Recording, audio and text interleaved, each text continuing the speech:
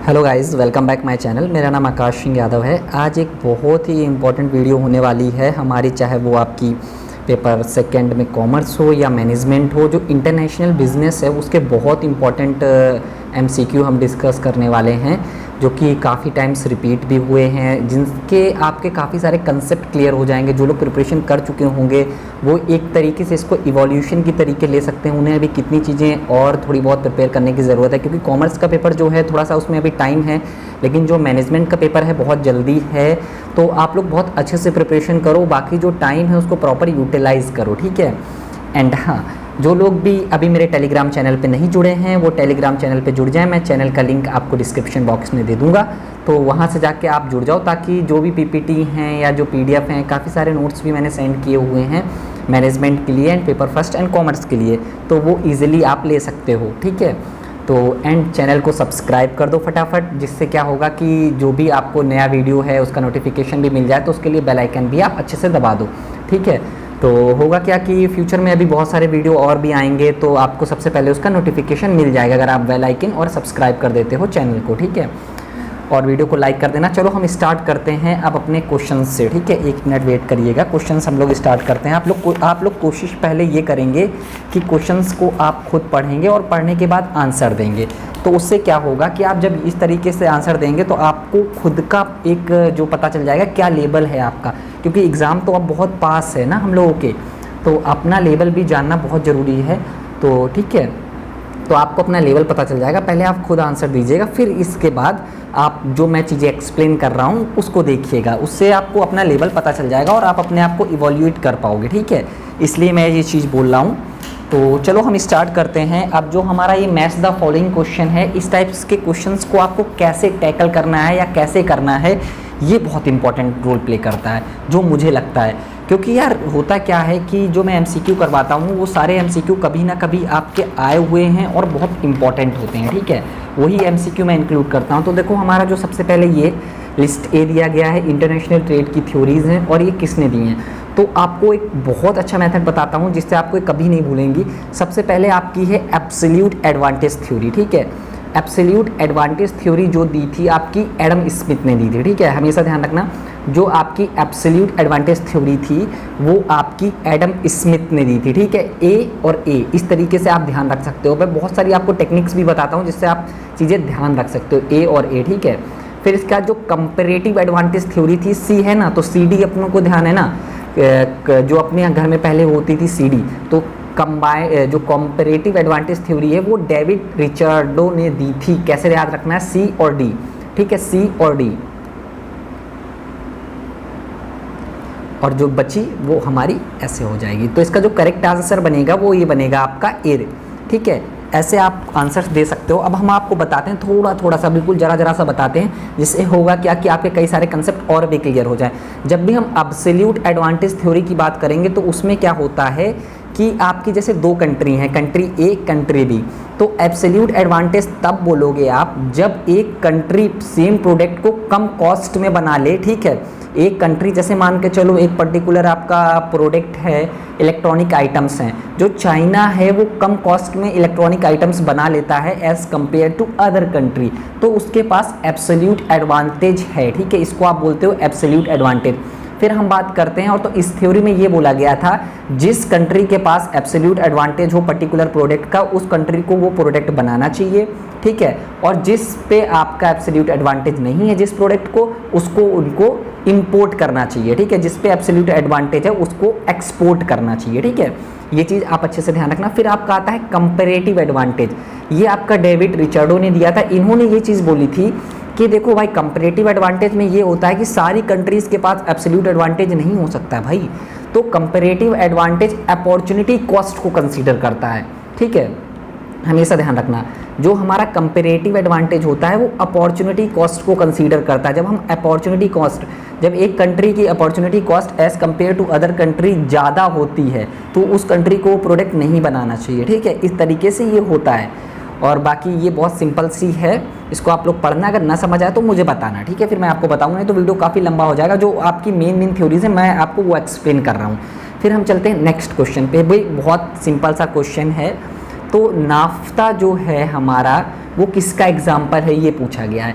तो सबसे पहले ये टर्म्स आपको पता होने चाहिए। जब तक आपको ये टर्म्स नहीं पता होंगे तो आप इजीली आंसर नहीं दे सकते हो। सबसे पहले देखो, ये जो होता है ये आपके इंटीग्रेशन, इकोनॉमिक इंटीग्रेशन के टाइप्स होते हैं, ठीक है। जो हमारा इकोनॉमिक इंटीग्रेशन होता है उसके ये टाइप्स हैं। तो सबसे पहला टाइप होता है जो फ्री ट्रेड होता है। देखो फ्री ट्रेड में क्या होता है, जैसे दो कंट्री मान लो आप, इंडिया और चाइना। इंडिया और चाइना ने क्या कहा कि जो उनका टैरिफ है ना बिटवीन इंडिया और चाइना का, वो कम से कम रखेंगे या नहीं रखेंगे, खुद डिसाइड करेंगे, ठीक है।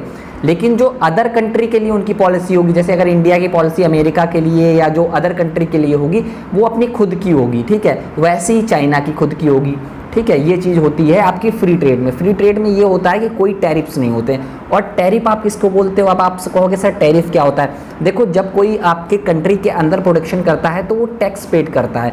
वही टैक्स की जो जब कोई कंट्री के अंदर प्रोडक्शन करके उसको बेचता है तब टैक्स पे करता है। तो वही चीज़ है, जब कोई इंटरनेशनल मतलब कोई इंटरनेशनल मार्केट की अगर हम बात करते हैं तो बाहर की कंट्री जब प्रोडक्शन करके वो अपनी खुद मतलब इस वाली कंट्री में आना चाहते हैं, दूसरी कंट्री में अगर बेचना चाहते हैं तो वो टैरिफ पे करते हैं, जिसको टैक्स भी बोल सकते हो आप एक तरीके से, ठीक है। तो फ्री ट्रेड में सिर्फ इतना होता है कि जो दो कंट्रीज़ हैं वो डिसाइड करती हैं कि कोई हम लोग टैरिफ नहीं पे करेंगे और इसके अलावा हमारा कोई टैरिफ नहीं होगा। और इसके अलावा जो हमारी एक्सटर्नल जो टैरिफ्स होंगे दूसरों के लिए वो अपने अलग अलग होंगे, ठीक है। तो ये हमारा फ्री ट्रेड होता है। तो इसका एग्जांपल आपका नाफ्ता, एशियान है, तो आपको पता चल गया नाफ्ता क्या है, फ्री ट्रेड एरिया है। ये चीज़ तो आपको इजीली पता चल गई। फिर हम चलते हैं नेक्स्ट पे, क्या होता है फिर एक और लेवल जब बढ़ता है तो उसे हम बोलते हैं कस्टम्स यूनियन। देखो कस्टम यूनियन में क्या होता है, जो आपका फ्री ट्रेड में है वो सारे फीचर तो होते ही होते हैं, एक एडिशनल फीचर जो होता है यहाँ पे कॉमन एक्सटर्नल टैरिफ्स होते हैं। यहाँ पे क्या था कि जो आपके एक्सटर्नल टैरिफ थे दूसरे कंट्रीज़ के लिए वो कॉमन नहीं थे। अब जैसे मान के चलो इंडिया ने दूसरे कंट्रीज जैसे मान कर चलो यूएसए के लिए डिफरेंट रखा और चाइना का डिफरेंट है। लेकिन यहाँ पे जब आप कस्टम यूनियन की बात करोगे तो जो कॉमन एक्सटर्नल टैरिफ्स होते हैं, ठीक है। फिर हम बात करते हैं कॉमन मार्केट। तो इसमें आपके custom union plus free trade के जो फीचर्स होते हैं वो तो होते हैं, और एडिशनल जो होता है वो इसमें ये होता है कि आपका free movement of factor of production, दो कंट्रीज़ के बीच आपका जो movement of factor of production है वो फ्री होता है। मतलब आपका कोई भी बंदा है एक कंट्री से दूसरे कंट्री के बीच जा सकता है अगर कॉमन मार्केट है, ठीक है। फिर हमारा नेक्स्ट जो होता है इकोनॉमिक यूनियन। इकोनॉमिक यूनियन में देखो बाकी इतने तीनों में जो है वो तो होगा ही इसमें, और तीसरा जो इसमें एक और वो होता है आपका फीचर एडिशनल, वो ये होता है कि जितनी भी कंट्रीज़ होती हैं इकोनॉमिक यूनियन में उनकी कॉमन होती है मॉनेटरी एंड फिजिकल पॉलिसी होगी, वो कॉमन होगी। अब आप कहोगे sir monetary policy and physical policy क्या होता है, वो मैं आपको आगे एक्सप्लेन करूँगा, एक क्वेश्चन उसका भी है। तो जो मॉनेटरी एंड फिजिकल पॉलिसी होती है वो सबकी कॉमन होती है। जैसे आपका इसका एग्जांपल हो सकता है यूरोपियन यूनियन, ठीक है। फिर हमारा आता है पॉलिटिकल यूनियन। ये बहुत कम देखने को मिलता है, ये बोल सकते हैं कि ये प्रैक्टिकल वर्ल्ड में एग्जिस्ट नहीं करता है, ये बहुत कम आपको इसके चांसेस मिलते हैं। इसमें आपकी गवर्नमेंट भी कॉमन होती है, ये बहुत कम चांसेस हैं। आप लोग इसका एग्जांपल देना अगर किसी को पता हो, एक दो एग्जांपल इसके हैं पॉलिटिकल यूनियन के, आप लोग देना मेरे को, या तो आप टेलीग्राम चैनल पे भी दे सकते हो या आप कमेंट बॉक्स में कमेंट करके भी लिख सकते हो, ठीक है। नेक्स्ट क्वेश्चन पे चलते हैं, बहुत सिंपल सा है। IBRD international bank for reconstruction and development also known as. अब देखो ये बहुत सिंपल सा क्वेश्चन है भाई। देखो जो आपकी IBRD है जिसे हम लोग वर्ल्ड बैंक के नाम से भी जानते हैं, जिसे हम लोग वर्ल्ड बैंक के नाम से भी जानते हैं, एंड हाँ बहुत कंफ्यूज करता है लोगों को, हमेशा ध्यान रखना वर्ल्ड बैंक की जब आप बात करोगे तो उसमें दो आती हैं, IBRD, ठीक है, IBRD एंड IDA। जब हम वर्ल्ड बैंक की बात करेंगे तो पर्टिकुलर ये दो इंस्टीट्यूट उसके अंदर आते हैं, ठीक है। इसमें एग्जांपल में IDA नहीं है तो आपने आंसर जो दिया वो मोर एक्यूरेट आंसर जो है वो वर्ल्ड बैंक है, ठीक है। और जब हम बात करेंगे वर्ल्ड बैंक ग्रुप की तो वहाँ पे आपकी 5 इंस्टीट्यूशन आते हैं, IBRD, IDA, IFC, MIGA, ICSID, ठीक है। इनके आप फुल फॉर्म देखना, और आगे अभी फुल फॉर्म भी मैं बताऊंगा। ज़्यादातर के फुल फॉर्म मैंने आपको बता भी दिए हैं। पहला तो हमारा international bank for reconstruction and development, IDA का इंटरनेशनल डेवलपमेंट एसोसिएशन, ठीक है। ये दो हैं अभी यहाँ पे, तो इन दो का मैं बता देता हूँ, बाकी और आगे बात करेंगे हम। तो वर्ल्ड बैंक पता चल गया आपको। नेक्स्ट क्वेश्चन पे हम चलते हैं। ये बहुत अच्छा क्वेश्चन है और बहुत बार पूछा जाता है। तो क्वेश्चन ये है, subsidiaries consider regional environment for political and strategy formulation is known as regiocentric approach. हमेशा ध्यान रखना। अब आप ये कहोगे कैसे होता है, ये देखो आपका इस मॉडल को आप बोलते हो EPRG मॉडल। ऐसे आप याद रखोगे। देखो चीज़ें याद करने के आपके बहुत सारे मेथड होते हैं। इसे आप बोलते हो EPRG मॉडल, जो कि आपका दिया था 1969 में। ई का मतलब होता है इथेनोसेंट्रिक। इथेनोसेंट्रिक में क्या होता है कि आप जो अपने होम कंट्री में फॉलो कर रहे होते हो, ठीक है, जो होम कंट्री में चीज़ें कर रहे होते हो वैसे ही आप फॉरेन कंट्री या होस्ट कंट्री में करते हो। देखो इसमें आपको चीज़ें शो हो रही हैं, वैसे ही आप होस्ट कंट्री में करते हो, ठीक है, वही सेम चीज़ें आप होस्ट कंट्री में करते हो। आप ये मानते हो जैसा आपका होम कंट्री का एनवायरनमेंट है वैसे ही सिमिलर इन्वायरमेंट होस्ट कंट्री में ही है, और वैसे ही कल्चर है, वैसे ही सारे फैक्टर हैं, ठीक है। फिर हम बात करते हैं पॉलीसेंट्रिक की। देखो पॉलीसेंट्रिक में क्या होता है कि आपका होम कंट्री में डिफरेंट चीज़ें होती हैं भाई, और जो हमारी जहाँ पे दूसरी कंट्रीज़ में अगर हमें प्रोडक्ट बेचना है, जिसे हम बोलेंगे होस्ट कंट्री, हम सारी कंट्री के अकॉर्डिंग अलग अलग चीज़ें एडजस्ट करते हैं। ये मान के चलो कंट्री 1 है तो यहाँ पे डिफरेंट चीज़ें होंगी, डिफरेंट इन्वायरमेंट होगा। ये आपकी कंट्री 2 है तो यहाँ पे डिफरेंट इन्वायरमेंट होगा। ये आपकी कंट्री 3 है, ये आपकी कंट्री 4 है, ठीक है। तो जल्दी जल्दी अब हम एक्सप्लेन करते हैं आपको। तो डिफरेंट कंट्री में डिफरेंट इन्वायरमेंट होते हैं। फिर हमारा आता है रीजियोसेंट्रिक। देखो रीजियोसेंट्रिक आपसे क्या बोलता है, रीजन बेस्ड। जब आप एक रीजन बेस्ड स्ट्रेटजी बनाते हो, यहाँ पे डिफरेंशिएशन भी कंसीडर करते हो और आप सिमिलरिटी भी कंसीडर करते हो कहीं ना कहीं, ठीक है। तो ये चीज़ आपको पता चल गई होगी। जियोसेंट्रिक में आपका ग्लोबल स्टैंडर्ड्स की बात होती है। यहाँ पे सारी चीज़ें ग्लोबली लेने की बात होती है, सारी ग्लोबल स्टैंडर्ड्स की बात होती हैं। सारी कंट्रीज़ में आप डिफरेंट चीज़ें फोकस करते हो और सारी चीज़ें अलग अलग होती हैं, ठीक है। ये आपके जो स्टैंडर्ड्स होते हैं वो ग्लोबल स्टैंडर्ड्स पे बात करती है, ठीक है। तो इसका जो करेक्ट आंसर है, जो आपको रीजनल इन्वायरमेंट के अकॉर्डिंग हम किसको फाउंड करते हैं, पॉलिसी बनाते हैं, रीजियोसेंट्रिक में बनाते हैं, ठीक है। जियोसेंट्रिक सबसे बड़ा रूप होता है। अब जो नेक्स्ट क्वेश्चन है वो भी बहुत सिंपल है। जब इन्होंने बोला वर्ल्ड बैंक ग्रुप, जब हम वर्ल्ड बैंक ग्रुप की बात करेंगे तो वहाँ पे 5 ऑर्गेनाइजेशन आ जाती हैं हमारी। IBRD आ जाएगी, IDA आ जाएगी, IFC आ जाएगी, MIGA आ जाएगी, ICSID आ जाएगी, ठीक है। इनको बहुत अच्छे से प्रिपेयर करोगे आप, ठीक है। तो अब इन्होंने बताया है वर्ल्ड बैंक ग्रुप जो है उसके 2 कौन से इंपॉर्टेंट मिशन एंड गोल्स हैं, ठीक है। तो उसके जो मिशन एंड गोल्स हैं, वर्ल्ड बैंक जो आपकी बनी थी वो आपकी 1944 में बनी थी। आफ्टर सेकेंड वर्ल्ड वॉर हमने इसको बनाया था। इसको इसलिए बनाया था क्योंकि जब हमने सेकेंड वर्ल्ड वॉर किया था तो काफ़ी सारी जो इकोनॉमीज़ थी वो काफ़ी सारी, आपको खुद पता है जब भी आपकी लड़ाई या वर्ल्ड वॉर जो भी होता है तो उससे कभी किसी को फ़ायदा नहीं होता है, उससे हमेशा आपको नुकसान होता है, ठीक है। तो उससे काफ़ी सारी कंट्रीज़ को नुकसान हुआ था। उस नुकसान की भरपाई के लिए हमने वर्ल्ड बैंक एंड IMF को बनाया था। तो वर्ल्ड बैंक का जो मेन काम था to end extreme poverty and to promote share prosperity in sustainable way, लगातार, ठीक है। तो इसका जो करेक्ट आंसर हो जाएगा वो A हो जाएगा। नेक्स्ट क्वेश्चन के तरफ चलते हैं हम। Dash dash dash is the payment method most often used in international trade which offer the exporter best assurance of being paid for the product sold international. देखो ये बहुत इंपॉर्टेंट कंसेप्ट है। तो इसमें क्या होता है कि जब भाई ये मान के चलो ये इंडिया के हैं, एक व्यक्ति ये इंडिया के हैं और ये हमारे दूसरे हैं जो कि हैं ऑस्ट्रेलिया के, ठीक है। अब इन्होंने क्या किया, इन्होंने गुड्स लिया, ठीक है, ये भाई साहब ने गुड्स लिया। अब इन्होंने बोला कि हमें प्रोडक्ट चाहिए, सारी चीज़ें इन्होंने बताई और इन्होंने बोला पैसा हम अभी नहीं दे पाएंगे आपको, पैसा हम बाद में देंगे, ठीक है। जब इन्होंने ये बोला पैसा हम बाद में देंगे तो फिर एक रोल प्ले करती है आके आपकी बैंक। वो बैंक जो गारंटी देती है उसे आप बोलते हो लेटर ऑफ क्रेडिट। ये बैंक आपको गारंटी देती है, इसको, ये बैंक इनको गारंटी देगी कि ऐसा है कि ये जो आपके इंडिया के ये पर्टिकुलर व्यक्ति हैं, ये अगर आपको पैसा नहीं देंगे तो पैसा हम आपको देंगे पर्टिकुलर टाइम के बाद। तो इस इंस्ट्रूमेंट को आप बोलते हो लेटर ऑफ क्रेडिट। ये आपका क्रेडिट के लिए यूज होता है international export and import transaction पे, ठीक है। अब हम चलते हैं नेक्स्ट क्वेश्चन पे। जो हमारा नेक्स्ट क्वेश्चन है वो है direct investment overseas aimed at manufacturing product not manufacturing by the firm in home country is termed as. बहुत सिंपल सा क्वेश्चन है। एंड हाँ, जिन लोगों ने भी यार वीडियो को लाइक ना किया हो, लाइक कर दो यार। आप लोग मेरी वीडियो काफ़ी लोग देखते हो, तो उसके लिए सबको बहुत बड़ा वाला थैंक यू।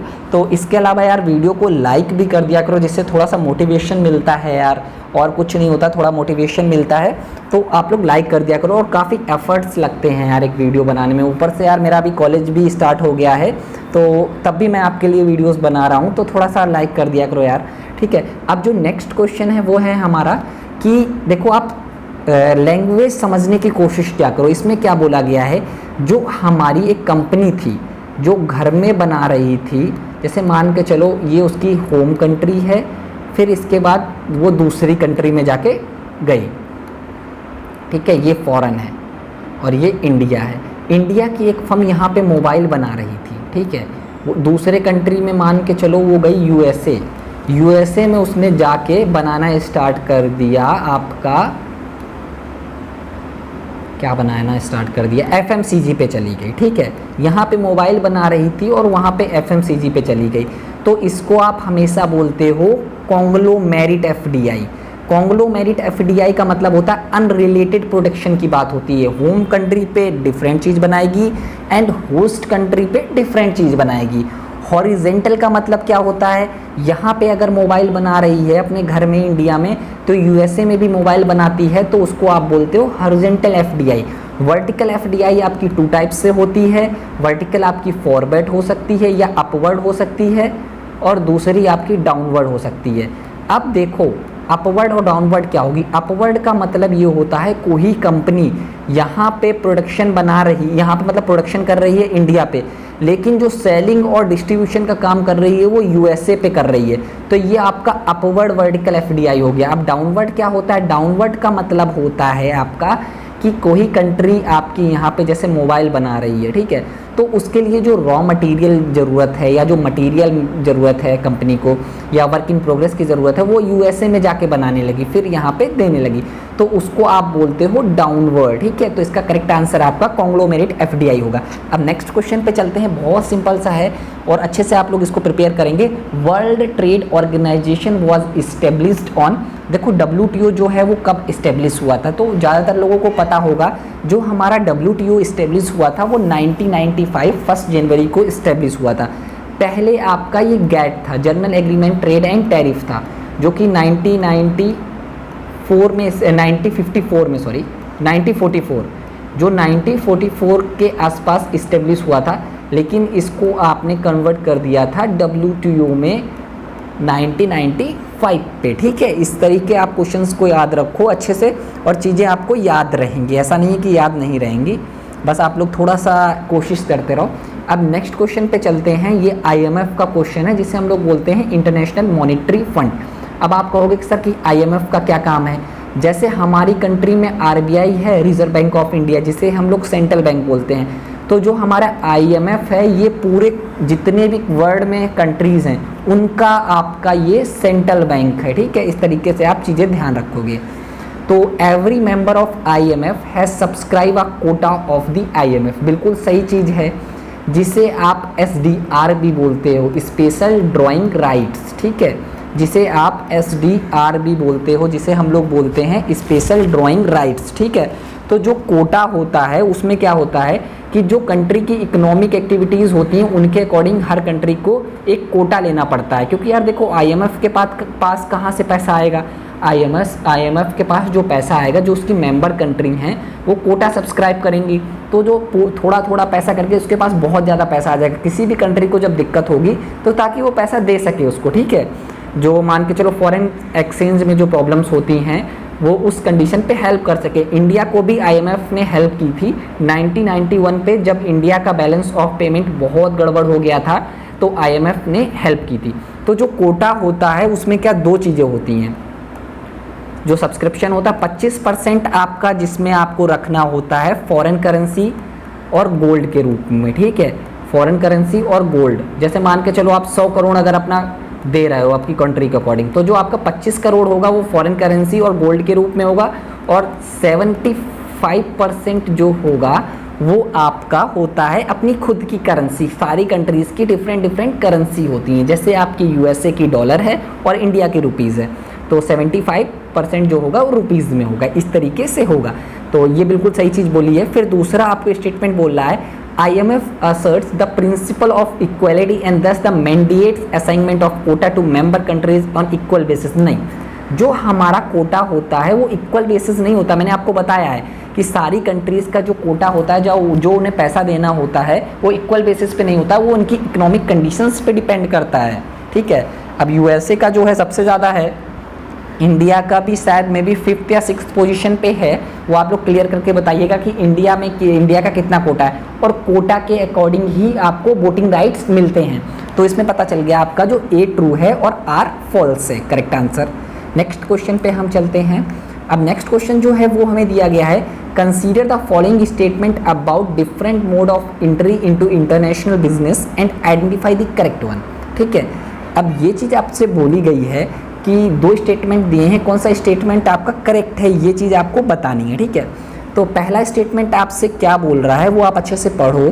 पहला स्टेटमेंट बोल रहा है, when a foreign firm hires a local manufacturer to produce their product or a part of their product is known as contract manufacturing, ठीक है, बिल्कुल सही चीज़ बोल रहा है। देखो कॉन्ट्रैक्ट मैन्युफैक्चरिंग क्या होती है कि जैसे मान के चलो एक कंपनी है जो आपकी मोबाइल फ़ोन बनाती है, वो है आपकी यूएसए में, एप्पल मान लेते हैं हम। एप्पल जो आईफोन बनाती है, अब एप्पल ने क्या किया कि एप्पल ने खुद ना बना के चाइना को दे दिया। चाइना को इसलिए दे दिया कि वहाँ पे जो कॉस्ट ऑफ प्रोडक्शन होती है वो कम आती है भाई, चाइना या इंडिया को दे दिया, और इंडिया से बोला कि आप ये प्रोडक्ट हमें बना के दो, जैसे बैटरीज हो गई और चिप हो गई, ये सारी चीज़ें चाइना या इंडिया ने इनको बना के दी, और इन्होंने क्या किया, अपना टैग लगा लिया। इन्होंने जो टैग है वो अपना लगा लिया। पूरा प्रोडक्ट भी बना सकते हैं और पार्ट ऑफ द प्रोडक्ट भी बना सकते हैं, ठीक है। तो टैग अपना लगा लिया। जो इनका काम सेलिंग और डिस्ट्रीब्यूशन का काम था वो एप्पल ही करेगा, सिर्फ बनाने का काम जो चाइना या इंडिया ने किया। तो ये बिल्कुल सही चीज़ है, उसे हम बोलते हैं कॉन्ट्रैक्ट मैन्युफैक्चरिंग। अब जो दूसरा स्टेटमेंट है वो हमसे बोल रहा है, outsourcing is a contract under which a firm agree to full design, construct and equip a manufacturing business service facility and turn the project over the purchaser when it is ready for operation for a remuneration. तो ये चीज़ क्या बोल रहा है, देखो outsourcing के बारे में तो ये नहीं बोल रहा है। आउटसोर्सिंग जो है आपका काफ़ी हद तक कॉन्ट्रैक्ट मैन्युफैक्चरिंग से रिलेटेड है। काफ़ी लोग इसमें कंफ्यूज भी होते होंगे, ठीक है, तो कंफ्यूज मत होना, मैं उसको आपको और अच्छे से एक्सप्लेन करूंगा आगे। एक क्वेश्चन है, तो ये जो होता है ये होता है टर्नकी प्रोजेक्ट। देखो टर्नकी प्रोजेक्ट में क्या होता है, जैसे मान के चलो आपका, मैं आपको बहुत अच्छे एग्जाम्पल दे रहा हूँ, एग्जाम्पल से आपको चीज़ें याद करने में या चीज़ें को रिकॉल करने में बहुत मदद मिलती है। तो आपको क्या करना है, जैसे मान के चलो आपकी एक इंडिया की कंपनी है, वो आपकी जाती है कहाँ, यूएसए में जाती है और बोलती है हम यूएसए में प्रोडक्शन करेंगे।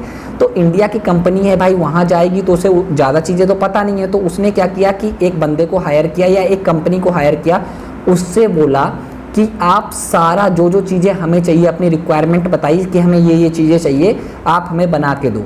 जब आप हमें बना के दोगे तो हम आपको उसके बदले पैसे दे देंगे, और आप क्या करोगे, टर्न द की, उस चीज़ की आप हमें की दे दोगे, ठीक है, उस चीज़ का या जो उसकी फैसिलिटी या जो आप बनाओगे। इन्होंने क्या किया, ये बनाया, इन्होंने बोला कि हमें एक कंपनी बना के दो, बहुत बढ़िया सारी चीज़ें बताई, इन्होंने बनाई। बनाने के बाद इस कंपनी में ये गेट लगा, ये मान के चलो, ऐसे याद करो, इस कंपनी में गेट लगा, गेट में आपने एक ताला लगा रखा है, ये ताला है।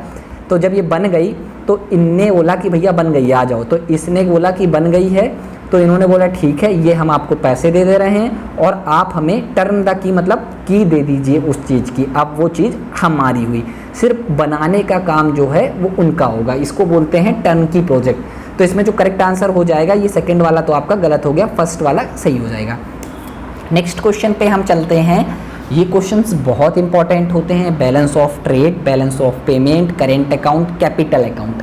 इन्हें बहुत अच्छे से आप प्रिपेयर करोगे। इवन मैंने इनके बहुत सारे क्वेश्चंस रखे हैं, अगर आप अच्छे से देखोगे भी पूरा वीडियो तो मैं आपको ये बोल सकता हूँ कि आपका इनसे रिलेटेड कोई कंसेप्ट कभी भूलोगे नहीं, ठीक है। तो सबसे पहले देखो, दो चीज़ें होती हैं, balance of trade and balance of payment. जब भी हम बैलेंस ऑफ ट्रेड की बात करते हैं तो हम सिर्फ बात करते हैं country import and export of goods only. जहाँ पे सिर्फ गुड्स की बात होती है उसे हम बोलते हैं बैलेंस ऑफ ट्रेड, ठीक है, उसे हम बोलते हैं बैलेंस ऑफ ट्रेड।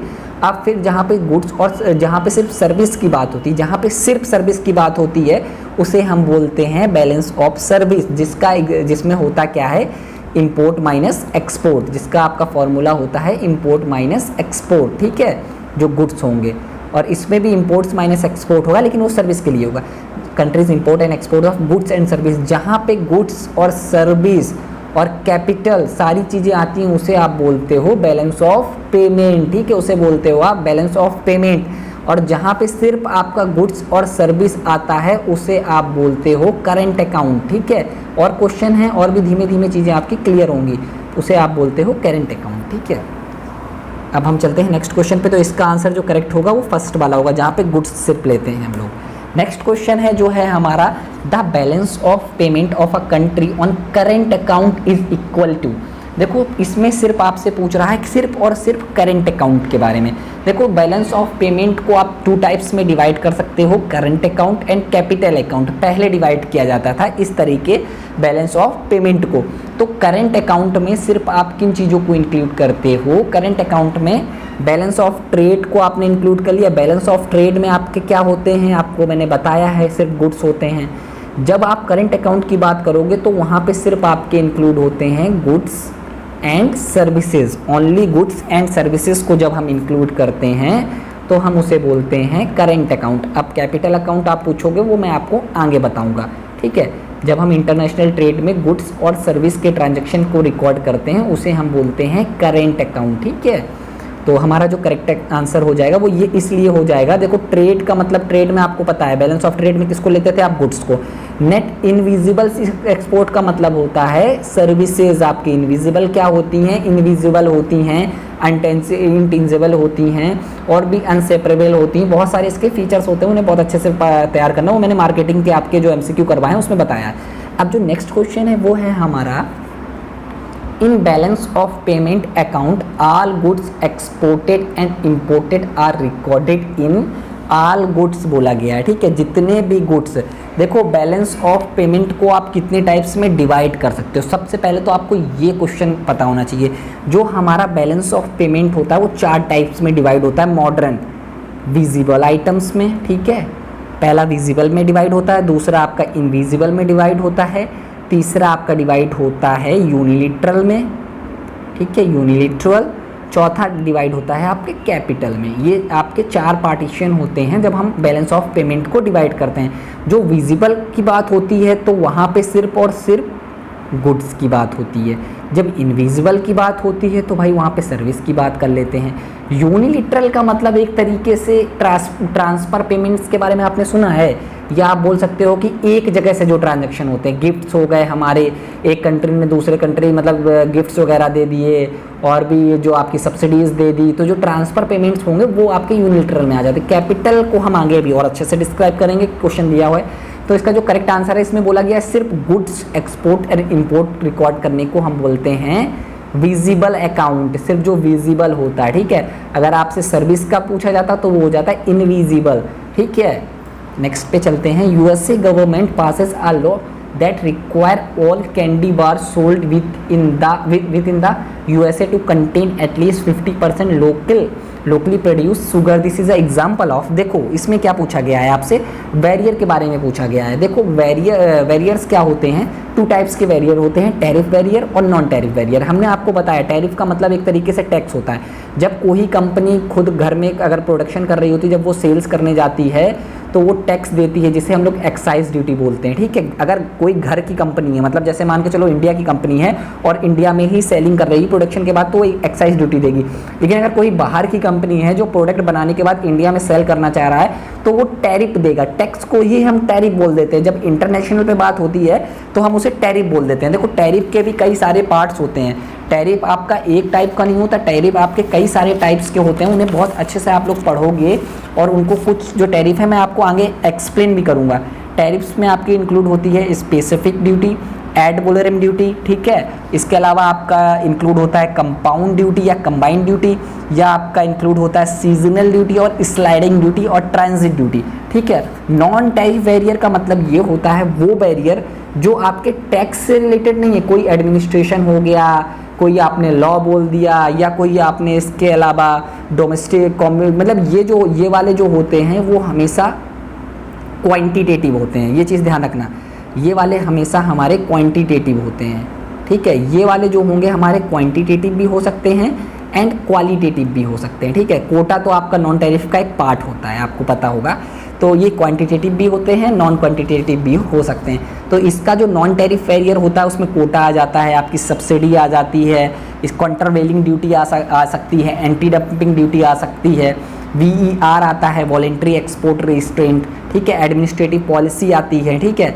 तो ये वाला जो है आपका ये एडमिनिस्ट्रेटिव पॉलिसी का ही पार्ट है जो आपसे पूछा गया। देखो इसमें क्या पूछा गया है, इसमें ये चीज़ बोली गई है कि USA गवर्नमेंट ने एक लॉ पास कर दिया कि अगर आपको हमारे यहाँ कोई चीज़ सेल करनी है तो एटलीस्ट आपका 50% लोकली, मतलब आप खुद की कंट्री में प्रोड्यूस शुगर होनी चाहिए, ठीक है। तो ये आपका एग्जाम्पल होता है नॉन टैरिफ बैरियर का, ठीक है। वो आपका नॉन टैरिफ बैरियर का मतलब आपका जो आपका इंपोर्ट है उसको रोकने की कोशिश करना, ठीक है। नेक्स्ट क्वेश्चन पे चलते हैं। ये आपका ईयर्स दिए गए हुए हैं और जो कि आपके वर्ल्ड बैंक के भी पार्ट हैं, इसके अलावा और भी कई सारी चीज़ों के पार्ट हैं, तो उन्हें आपको पता होना चाहिए। तो सबसे पहले आपका वर्ल्ड बैंक कब आया है तो आपको ये पता होना चाहिए। ऐसे क्वेश्चंस को आपको टारगेट कैसे करना है सबसे पहले देखना है।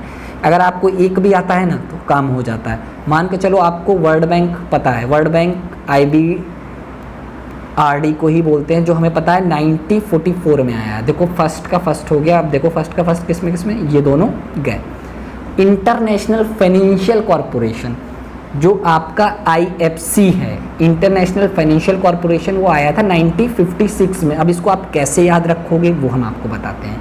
इसको याद रखने का मेथड बताते हैं IFC को। जो लोग आपके कॉमर्स के होंगे या जो मैनेजमेंट के होंगे उन्हें पता होगा। ये देखो IFC जो पार्ट है वो वर्ल्ड बैंक ग्रुप का पार्ट होता है, आप ध्यान रखिएगा, ठीक है। उन्हें पता है कि कंपनीज एक्ट है वो 1956 में आया है। जब हम कंपनीज एक्ट की बात करेंगे तो वहाँ पे भाई जब हमें किसी कंपनी को खोलना है तो हमें फाइनेंस की ज़रूरत पड़ेगी, ऐसे याद रखो। किसी कंपनी को खोलना है तो हमें फाइनेंस की ज़रूरत पड़ेगी। तो जो हमारा इंटरनेशनल फाइनेंशियल कॉरपोरेशन है वो भी 1956 में आया। ऐसे चीज़ें आपको याद रखनी है, ठीक है। फिर अब आपको पता चल गया कि जो हमारा करेक्ट आंसर होगा वो ऑब्वियस सी बात है ये होगा। इंटरनेशनल डेवलपमेंट एजेंसी आपका 1960s में आया है और एशियन डेवलपमेंट जो बैंक है वो आपका 1966 में आया है। ये वाले जो आपके तीन हैं ये आपके वर्ल्ड बैंक ग्रुप के पार्ट हैं, वर्ल्ड बैंक ग्रुप के पार्ट हैं, हमेशा ध्यान रखना, ठीक है। वर्ल्ड बैंक ग्रुप के 5 पार्ट्स होते हैं, जिनमें से 3 ये इंक्लूड हैं, 2 इसमें इंक्लूड नहीं है। नेक्स्ट क्वेश्चन जो है हमारा वो है out of the following one is not related to WTO। देखो वर्ल्ड ट्रेड ऑर्गेनाइजेशन, पहले हमारा आया था GATT, general agreement trade and tariff, ठीक है। पहले हमारा GATT आया था। GATT को हमने कन्वर्ट कर दिया था 1995 में WTO में, ठीक है। तो GATT में सिर्फ आपके ट्रेड से रिलेटेड चीज़ें देखता था। ये एक इंटरनेशनल लॉज बनाता है आपके ट्रेड के लिए, ठीक है। ये सिर्फ आपका ये जो था ये सिर्फ गुड्स के केस में यूज़ होता था। फिर जो WTO था, WTO में बहुत सारी चीज़ें आई, GATT आया, ठीक है। इसमें GATT तो था ही पहले से जो था, ठीक है। और भी इसमें चीज़ें इंक्लूड हुई। दूसरा इंक्लूड हुआ GATS, general agreement trade related to service, ठीक है, आपका वो इंक्लूड हुआ। उसके इंक्लूड होने के बाद आपका इसमें TRIM भी इंक्लूड हुआ, trade related to intellectual property right, ठीक है। और इसमें आपका TRIMs भी आपका आया, trade related to investment measures, ठीक है।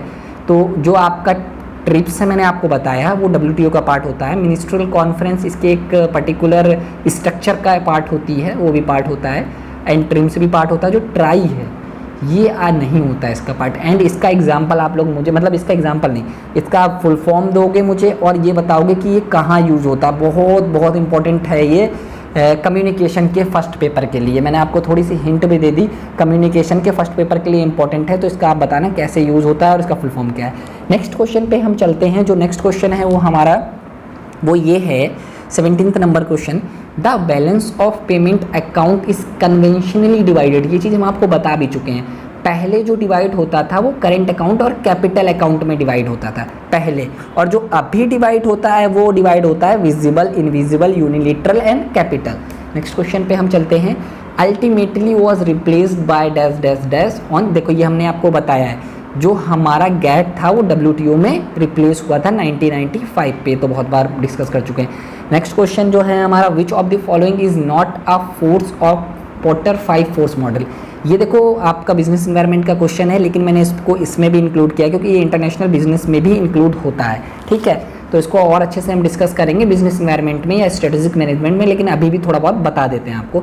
देखो बार्गेनिंग पावर ऑफ बायर आपको पता है, बार्गेनिंग पावर ऑफ सप्लायर भी यूज़ होता है, इंडस्ट्रियल रिवेलरी भी यूज़ होती है। जो हमारी कॉम्प्लीमेंट्री प्रोडक्ट्स होते हैं ये इंक्लूड नहीं होते हैं, तो इसका करेक्ट आंसर वो ये हो जाएगा, ठीक है। इसका करेक्ट आंसर आपको पता चल गया।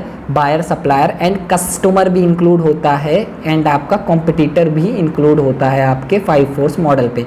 बाकी आपका इंडस्ट्रियल रिवेलरी, और इसमें ये नहीं इंक्लूड होगा। नेक्स्ट क्वेश्चन, ये बहुत इंपॉर्टेंट क्वेश्चन है। ये FDI, टाइप्स ऑफ FDI का क्वेश्चन है, और बहुत सिंपल सा क्वेश्चन है, और एक बार में आपको अच्छे से याद हो जाएगा। हम आपको बहुत सारी ऐसी चीज़ें बताते हैं, रिमेंबर कैसे करना है चीज़ों को, ठीक है।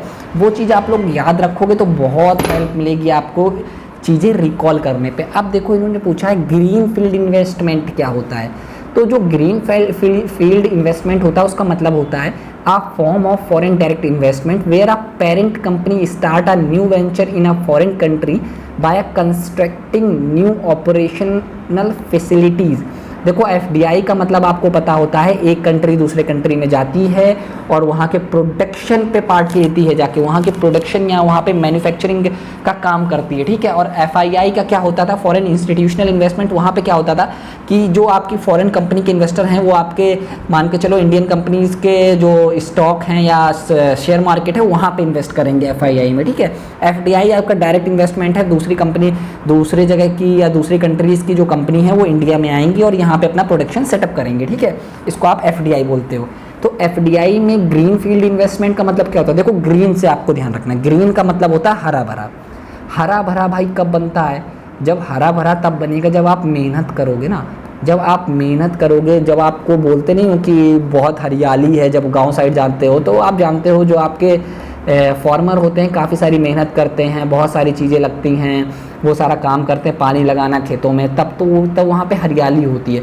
जब आप मेहनत करोगे तो मतलब होता है कि आप दूसरी कंट्रीज़ में जाके अपनी प्रोडक्शन फैसिलिटी को स्टार्टिंग से बनाओगे, स्टार्टिंग से कंपनी बनाओगे, सारी चीज़ें खुद बनाओगे, तो उसको आप बोलते हो ग्रीन फील्ड, ठीक है। दूसरा हमारा क्या होता है, ब्राउन फील्ड। ब्राउन को आपको कैसे याद रखना है, ब्राउन का मतलब आप समझ लो बंजर। एक तरीका बता रहा हूँ मैं याद करने के लिए, बंजर भूमि बोलते नहीं हिंदी में, बंजर। बंजर का मतलब होता है कि आपने वहाँ पे कुछ करना नहीं है, आपने वहाँ पे कुछ किया नहीं। तो वही चीज़ होती है, एक फॉरेन फर्म क्या करती है, वो आती है, आने के बाद भाई खुद नहीं बनाती है, या तो वो परचेज़ करती है या तो लीज में लेती है एक एग्जिस्टिंग प्रोडक्शन फैसिलिटी को, ठीक है। एक एग्जिस्टिंग प्रोडक्शन फैसिलिटी को लेती है और अपनी न्यू प्रोडक्शन एक्टिविटी वहाँ स्टार्ट करती है। यहाँ पे अपना भैया पूरा नया बनाते हैं, यहाँ पे मेहनत करते हैं और यहाँ पे मेहनत नहीं करते हैं। इस तरीके से याद रखोगे आप, तो करेक्ट आंसर इसका आपको पता चल गया। नेक्स्ट क्वेश्चन पे चलते हैं। नेक्स्ट क्वेश्चन है हमारा, विच of the following is not matched correctly. कौन सा इसमें सही से मैच नहीं हो रहा है, जल्दी से बताओ आप लोग पहले खुद आंसर देने की कोशिश किया करो, तो उससे होगा कि आपको फ़ायदा मिलेगा आगे चल के। तो आपको पता है जो IBRD है कि हमारी बिल्कुल सही बात है 1944 में आई हुई है, ठीक है। IFC भी हमारी जो है वो आपकी 1948 में आई है। IDA अभी हमने आपको बताया भी था कि जो इंटरनेशनल डेवलपमेंट एसोसिएशन है वो जो है आपका 1960 में नहीं, 1960 में ही आया, सॉरी 1960 में आया है। और MIGA भी ठीक है। जो आपका IFC है, जब भी अभी हमने डिस्कस किया था कंपनीज एक्ट से कि इंटरनेशनल फाइनेंशियल कॉर्पोरेशन जो है कंपनीज एक्ट के बराबर लेके चला करो। कंपनीज एक्ट कब आया था, 1956 में। ये कब दिया है, 1948 में। तो ये हमारा इनकरेक्ट हो गया, तो राइट आंसर ये वाला हो गया। नेक्स्ट पे चलते हैं, which of the following statement are true. अब इन्होंने बताया है कि कौन सा स्टेटमेंट सही है, कौन सा स्टेटमेंट गलत है, आपको बताना है। तो WTO rules, world trade organisation rules are mainly applied to trade in goods but other areas such as service, intellectual property are not covered. बिल्कुल गलत चीज़ बोल रहा है भाई। अगर ये गैट के बारे में बोलता, चलो हम मान लेते हैं, हमने आपको बताया है WTO में आपकी गैट भी है, GATS भी है, इंटेलेक्चुअल प्रॉपर्टी राइट्स को भी कवर करते हैं, इन्वेस्टमेंट मेजर को भी कवर करते हैं, सारी चीज़ों को कवर कर रहे हैं, तो ये करेक्ट इनकरेक्ट हो गया। आपको पता चल गई ना ये चीज़। फिर हम चलते हैं, देखो पहला आपका किसमें है उसको ख़त्म करते हैं। लो, आपने इजीली आंसर फाइंड कर लिया, कुछ ज़रूरत ही नहीं पड़ी मेहनत करने की। B&C ऐसे क्वेश्चंस को करोगे ना तो बहुत मज़ा आता है, ठीक है। अब GATT had contracting parties where as WTO member, बिल्कुल सही चीज़ है, क्योंकि गैट जो था हमारा वो एग्रीमेंट था एक तरीके से। WTO जो एक ऑर्गेनाइजेशन है तो वहाँ पे कॉन्ट्रैक्टिंग पार्टीज थी, यहाँ पे मेंबर है। Dispute settlement system under WTO is much more efficient, speedy and transparent and like to GATT, बिल्कुल सही चीज़ है ये भी, क्योंकि यहाँ पे डिस्प्यूट सेटलमेंट के लिए एक पर्टिकुलर आपकी ऑर्गेनाइजेशन बनाई गई थी, ठीक है। डिस्प्यूट सेटलमेंट के लिए भी एक ऑर्गेनाइजेशन बनाई गई थी आपके WTO में सेपरेटली। तो ये दोनों स्टेटमेंट हमारे करेक्ट हो गए। नेक्स्ट क्वेश्चन पे हम चलते हैं। GDP, ये बहुत इंपॉर्टेंट क्वेश्चन है। इस क्वेश्चन को हम चाहते तो इकोनॉमिक्स में भी रख सकते थे, लेकिन इकोनॉमिक्स के जब MCQ आपने देखे होंगे तो हमने इसको नहीं रखा था, अभी रखा है हमने। तो देखो जो वर्ड होते हैं उनसे आपको पकड़ना होता है। GDP का मतलब होता है ग्रॉस डोमेस्टिक प्रोडक्ट, आपको पता है ना। डोमेस्टिक बोल रहा है ना, डोमेस्टिक बोल रहा है तो आपको चीज़ें पकड़नी है। देखो आपका GDP का मतलब ये होता है कि वो सारे लोग, ठीक है, जो आपकी एक टेरिटरी है, टेरिटरी बोलो या आप डोमेस्टिक घर की बात कर रहे हो ना, इंडिया में, हम इंडिया के कंटेक्स्ट में आपको बताते हैं, वो सारे लोग या वो सारे गुड्स एंड सर्विस की वैल्यू, या आप ये भी बोल सकते हो जो यहाँ के लोग फैक्टर इनकम अर्न कर रहे हैं उनका टोटल, या गुड्स और सर्विस का टोटल जो, या उसकी जो वैल्यू होगी जो इंडिया में प्रोड्यूस किए जाएं, इंडिया में प्रोड्यूस किए जाएं, उनका टोटल को हम GDP बोलते हैं। इसमें आपके वो सारे लोग इंक्लूड होंगे जो बाहर से आए हैं, फॉरेन से आए हैं, बट इंडिया में रह के काम कर रहे हैं, ठीक है। इसमें नॉर्मल रेसिडेंट का कंसेप्ट भी लगता है, वो आप अच्छे से पढ़िएगा तब ज़्यादा अच्छे से समझ आएगा। GDP में वो इंक्लूड आपके वो सारे लोग होंगे जो आपके इंडिया के अंदर काम कर रहे हैं, ठीक है, या इंडिया के अंदर जो टोटल वैल्यू और गुड्स एंड सर्विस की है, ठीक है, वो आपकी इंक्लूड होगी, ठीक है, जो इंडिया के अंदर है, इंडिया की टेरिटरी के अंदर हैं, ठीक है। तो इसका जो करेक्ट आंसर देखो जो होगा वो बनेगा हमारा 23 का C। The total monetary value of the all final goods and service produce within a nation, देखो within a nation, nation के अंदर आपके इंडियंस भी हो सकते हैं, ठीक है, और आपके फॉरेनर्स भी हो सकते हैं, या आप ये बोल सकते हो नॉर्मल रेसिडेंट। जो हमारे नॉर्मल रेसिडेंट है ना वो दोनों इंक्लूड होते हैं विद इन ईयर, ठीक है। तो इसका करेक्ट आंसर आपको पता चल गया। नेक्स्ट क्वेश्चन है WTO का आपका जो डिस्प्यूट का सेटल है वो किस तरीके से होता है वो चीज़ पूछी गई। तो इसका जो करेक्ट आंसर है वो है C। सबसे पहले आप कंसल्टेशन और मीडिएशन करते हो, ठीक है, फिर इसके बाद आप क्या करते हो, पैनल सेटअप करते हो एंड अपॉइंटमेंट ऑफ पैनलिस्ट। ये क्वेश्चन भी आया हुआ है, ज़्यादातर वो क्वेश्चंस मैंने रखे हैं जो काफ़ी टाइम्स रिपीट हुए हैं, बाकी ऐसे क्वेश्चंस नहीं रखे हैं जो रिपीट नहीं होते हैं, या जो मुझे लग रहा था इंपॉर्टेंट है वो रखे हैं। फिर इसके बाद फाइनल रिपोर्ट प्रिपेयर होती है पार्टनर्स की जिनको भी प्रॉब्लम होता है, फिर उस रिपोर्ट को WTO के मेंबर्स जो होते हैं उन्हें दिखाया जाता है। देन इसके बाद आपका adoption of report by dispute settle management, then उसको इम्प्लीमेंट किया जाता है। नेक्स्ट क्वेश्चन जो है बहुत इंपॉर्टेंट है और बहुत अच्छा भी है, सिर्फ इजीली होगा, बस आपको थोड़ा सा दिमाग लगाना होगा, ठीक है। आपको मैंने बताया है कि लेटर ऑफ क्रेडिट क्या होता है। देखो लेटर ऑफ क्रेडिट मैंने बताया ना कि एक तरीके से आपका क्रेडिट इंस्ट्रूमेंट है, जब आपका हम लोग ट्रेड करते हैं इंटरनेशनल मार्केट में तब यूज़ होता है। तो आप पढ़ो कि भाई कहाँ हो सकता है। It is undertaken by the issue that the bills of exchange drawn by the foreign dealer on the important will be honour of presentation upon the specific amount, ठीक है। इसमें आप लैंग्वेज बहुत मैटर करती है, आप चीज़ों की लैंग्वेज से ही आंसर निकाल लेते हो। तो आपको पता चल गया कि जो लेटर ऑफ क्रेडिट की बात कर रहा है वो आपका ये वाला कर रहा है। फोर्थ का फर्स्ट देखो किस में हो सकता है भाई, फोर्थ का फर्स्ट जो है वो किस में हो सकता है, जल्दी से आप देखो। फोर्थ का फर्स्ट किस में हो सकता है, ये गया एंड ये गया, ठीक है। अब हम बात करते हैं फॉरेन ट्रेड। देखो फॉरेन ट्रेड का मतलब होता है जब हम दो नेशंस के भी ट्रेड कर रहे हो, ठीक है। सिंपल सा क्वेश्चन है, ये भी आया हुआ है, ट्रेड बिटवीन 2 और मोर नेशंस। ठीक है, अब आपको पता चल गया फर्स्ट का थर्ड होगा भाई, ये भी गया। तो ईजिली आपने बता दिया कि हमारा करेक्ट आंसर ये है। बिल्स ऑफ लोडिंग क्या होता है? बिल्स ऑफ लोडिंग तब लेते हैं, एक तरीके का डॉक्यूमेंट होता है जो कि आपको, टाइटल का मतलब होता है ऑनरशिप, जो ऑनरशिप को प्रेजेंट करता है गुड्स की। ठीक है, कोटेशन का मतलब क्या होता है? देखो होता क्या है कि जैसे मान के चलो आप जाते हो, आप जाने के बाद आप क्या कर रहे हो कि आप एक मकान बनवा रहे हो, मकान बनवा रहे हो तो फिर आप बहुत ज़्यादा जगह कोटेशन लेते हो। कोटेशन ऐसे लेते हो कि आप गए, आपने बोला कि हमें पर्टिकुलर इतनी 10 ट्रक या 20 ट्रक जो है मोरंग चाहिए, तो हम आप कोटेशन दो कि आप 10 ट्रक कितने की दोगे हमें। तो कोटेशन की जब आप बात करते हो, ये होता है it is a reply by seller to the prospective buyer about price, quantity, standard, काफ़ी सारी चीज़ें इसमें इंक्लूड हो सकती हैं हमारी। ठीक है, तो इसका ये बनेगा, तो करेक्ट आंसर आपको पता चल गया। नेक्स्ट पे हम चलते हैं, from the statement given below choose the correct answer. ठीक है, तो इसमें आपको करेक्ट आंसर देना है। To become a global corporation a firm passes through a different stages by capturing market abroad, establishment, joint venture, subsidiaries abroad, developing into MNCs and moving towards global mode of operations. ठीक है, तो इसमें आपसे क्या पूछा गया है वो आपको देखना है। ठीक है, तो इसमें बोला गया है कि भाई अगर आपको ग्लोबल कॉरपोरेशन बनना है तो डिफरेंट फेजेस से आपको होके जाना पड़ता है। बिल्कुल सही चीज़ बोली है। पहले आपको जो कैप्चर करनी होती है मार्केट अब्रॉड की, फिर आपको जॉइंट वेंचर्स भी बनाने होते हैं, फिर आपको एक एमएनसी के तौर पे अपने आप को डेवलप करना होता है कई सारी कंट्रीज़ में। ठीक है, तो वो आपका बिल्कुल सही स्टेटमेंट दिया गया है। ठीक है, जो है पहला स्टेटमेंट जो है आपका करेक्ट दिया गया। दूसरा स्टेटमेंट आपसे बोला है गया है, government support is not a pre request for the successful of globalisation of business. बिल्कुल गलत स्टेटमेंट है भाई। ठीक है, ये बिल्कुल गलत स्टेटमेंट दिया गया है कि जो गवर्नमेंट का सपोर्ट है वो ज़रूरत नहीं है भाई। गवर्नमेंट के सपोर्ट के बिना आप तो काम कर ही नहीं सकते। कोई एमएनसी जो होती है वो गवर्नमेंट सपोर्ट की उसको कहीं ना कहीं ज़रूरत पड़ती ही है, डायरेक्टली इनडायरेक्टली। ठीक है, तो फर्स्ट करेक्ट हो गया और सेकंड इनकरेक्ट हो गया हमारा।